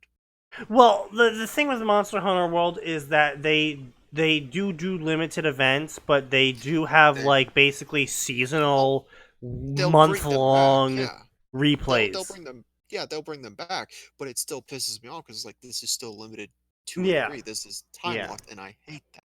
Yeah, it's still better than the once and never again weekly events that Ubisoft did for Origin. And then to make it worse, it wasn't like, oh, you get this set at the end of the week. No, it's a one piece to a 5-part set that you have to play the game almost every day consecutively for 5 weeks straight to get the whole set to get the bonus for the set. Yeah, at least Monster Hunter World could get away with the thing of like, this is a very much online involved game, and you can do it all single player, but it really shines in multiplayer, whereas Origins was purely single player. Yeah. Like, I the had a Hitman lot of games, issues with Origins. I I did not like them. despise the way the new Hitman games. I like Mm, the gameplay. I despise the way they do things. yeah, I have to be online in order to unlock my gear. yeah. You can fuck off. That's dumb. But Pedro says he really wants to play Odyssey because he's a sucker for ancient Greece. Um, so I am too. I love mythology. They did an okay incorporation of mythology into Odyssey. The gameplay is fairly fun when it comes to Odyssey. The story is an Assassin's Creed story. Take it or leave it, honestly. If you like it, great. If you don't like it, great. um, there's a lot to do in it. Uh, the I had a couple problems with Odyssey, specifically its length and the size of the map. Like, you might be thinking, oh well, how could you have a problem with the length and size of the map?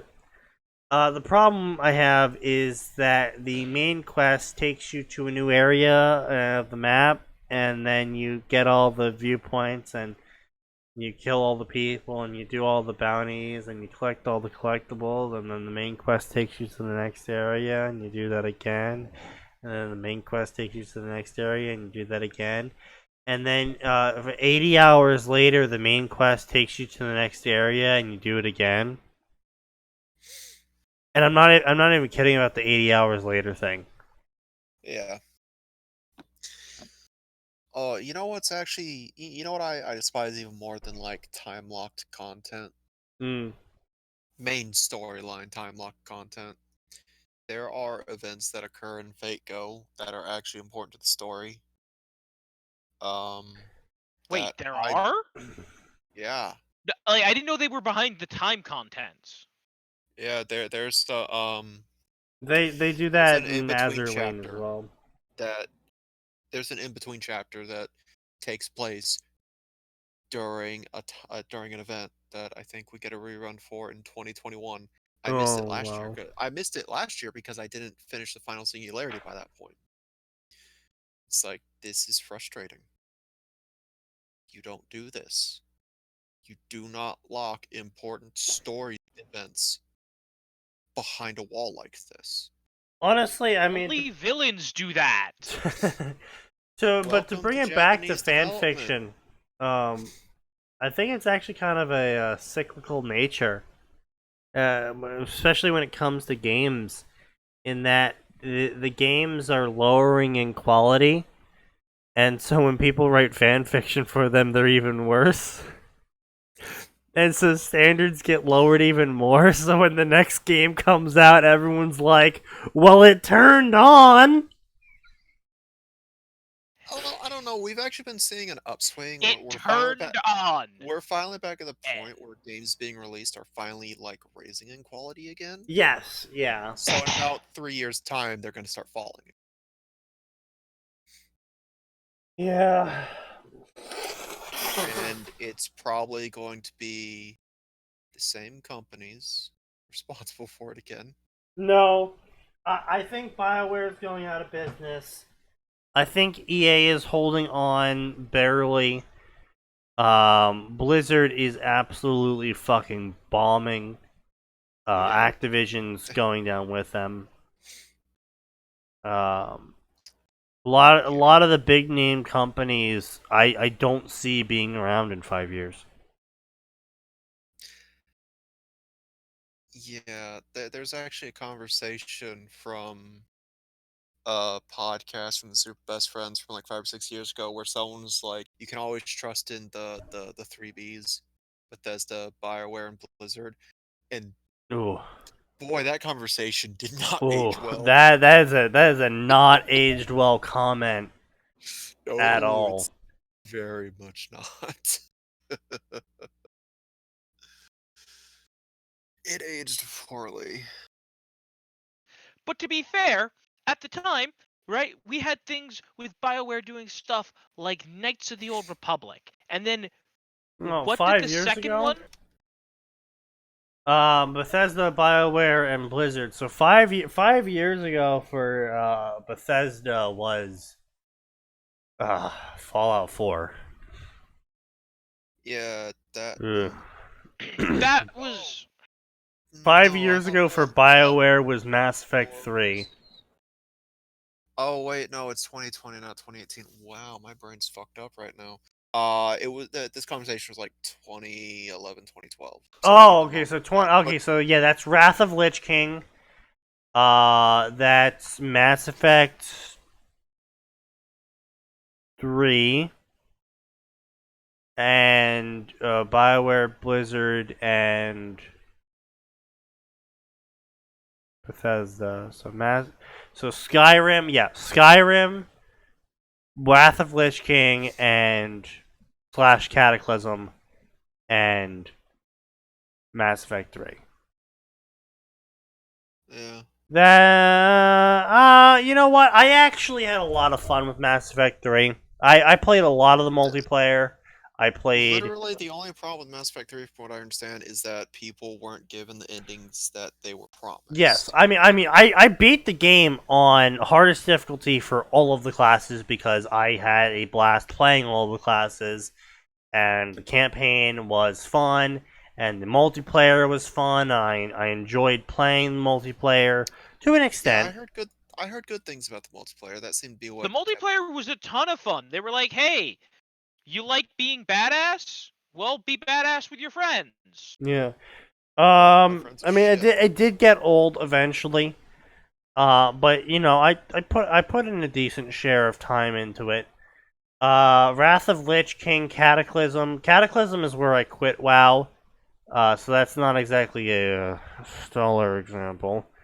But Wrath of Lich King, I played the ever loving fuck out of. And then Skyrim, I put a lot of hours in the Sky. I have put 800 hours into Skyrim. I think it was. Um, And that was even before the titty mods came out. I'm kidding. The titty mods were day one and everyone. So. everyone knows the titty mods are day one.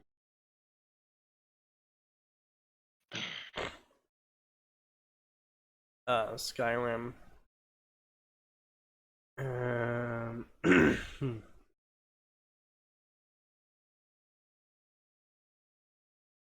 Search results. Yeah, see it. I sent that to you through Discord. Yeah, that's 900 hours in Skyrim on the PC.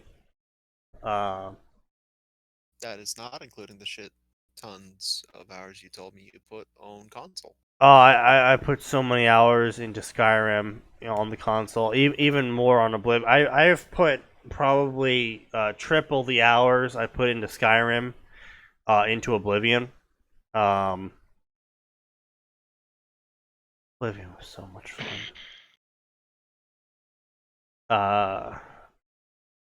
But yeah, no, I guess that comment is acceptable for the time it was made in. But Bethesda is. I don't even know if they're. I don't even know if they're gonna have the money to make it to end development of their new IP, Star Screen Wind, or whatever the fuck they're calling it. I think they're gonna rush out Elder Scrolls 6, and it's gonna be fucking garbage. I think Bethesda's gonna die in the next 5 years. BioWare. That is likely. BioWare. And they're trying to salvage Anthem very hard. They just made a recent announcement that they're going to basically be putting out Anthem 2.0. They're going to massively overhaul pretty much everything but the story and the engine, supposedly. And one of those really needs to be over. Yeah. Supposedly And everything but I was those gonna two say, is gonna be and overrun. oddly enough, it's not the engine. For a piece of shit that came together in a literal year. Yeah. Between Mass Effect Andromeda and Anthem, I think EA is going to pull the Reaper's scythe, and they're going to execute another company they purchased and then ran into the ground. They really should stop doing that. I think who's ever in charge of EA's not purchasing department, because purchasing these companies is a fantastic idea. Purchasing BioWare, purchasing Maxis, great ideas, fucking massive money makers. But who is ever in charge of giving these people orders needs to be drawn and quartered and tarred and feathered, because holy Jesus Christ, they are the stupidest fucking group of people in existence. Oh, let's take this company known for their amazing single player and let's make them make a generic sci-fi heap of trash. And then when it doesn't sell well, fire everyone. Or guys, we made this Mass Effect thing. It sold really well. We didn't do so great with the last game. We're making another one. What do we do to get fans back on board? Let the B team write it. Yeah. I don't even know. No, dude. B Fucking. team, like, weren't most of them actually just new hires that year? No, it was even worse. It was BioWare Vancouver, I think it was, right? They were contract workers, the C team, and a majority of the facility was new hires, and everyone in the management positions ended up there because the management positions were vacated previously. So it's not even like they got the job because they were good at it. They got the job because no one else had it. It was a shit How'd you get show. your job? Nobody else had it, so it became mine. And then they closed off the whole fucking branch. Which, I mean, they kind of deserve that, but whoever is making the decisions there is goddamn out of their Or minds. like the whole shit show with the Old Republic. Yeah. And here's the problem. Despite the garbage BioWare got handed, there's some great story there. It just would have been so much better if I wasn't playing with other people. Right? It would have been so much better if I didn't finish the bounty hunter quest, get the title Master of the Hunt, and then walk outside the cutscene to see 50 other people Master with of the Hunt title. Yeah. I mean, not only that, they made the grand killing blow mistake that every MMO eventually makes and dies off because of, in that they tried to balance PvE because of PvP. Mm-hmm. And then vice versa. They tried to balance the PvP because of PvE. And like the original version of SWOTR, where one class counters the other, worked great. And yeah, right. Like what did the Knights do? The Knights jumped in the face of the casters. Literally jumped. Yeah. What did bounty hunters do? Explosives. No. To be fair, they were either movement manipulation tanks. Yeah. Or DP. Also, that was another thing. The specializations were fantastic. Yes, they were. Unlike specializations in like WoW or a bunch of other MMOs, all of the classes felt different, and you understood what each specialization was for. Right? Not like anymore. The bounty hunter healer was fantastic at single target healing, and great for a main healer. Yes. Sith sorcerer healers were fantastic off healers because they could heal a lot of people up over a very large area. Yep. And what were medic healers for? Medic healers were in between. Yep. And then they ruined it all. But yeah, so that's just life, you know. That's just life. But here's hoping that in the future we'll be getting a far greater increase in good fan fiction because of the increase in quality of the fandoms that is producing the fan fiction. But I don't keep my hopes up because it's going to crash and it's going to crash and it's going to keep crashing until the whole thing burns down and the remnants rise from the ashes, only to crash again eventually in the distant future. This is somehow your fault. Oh, I wouldn't be surprised. But with all that being said, I appreciate everyone who made it to this point. I appreciate everyone who tuned in during the actual important parts of the podcast, even though you're not here anymore to hear me appreciate you. I have unfortunately sobered up during the duration of this talk. I don't know if people could tell or not. But, you know, it's Friday. We'll be here Tuesday. So, tell your friends, tell your family, tell people you hate. Because there's always more. It always gets worse.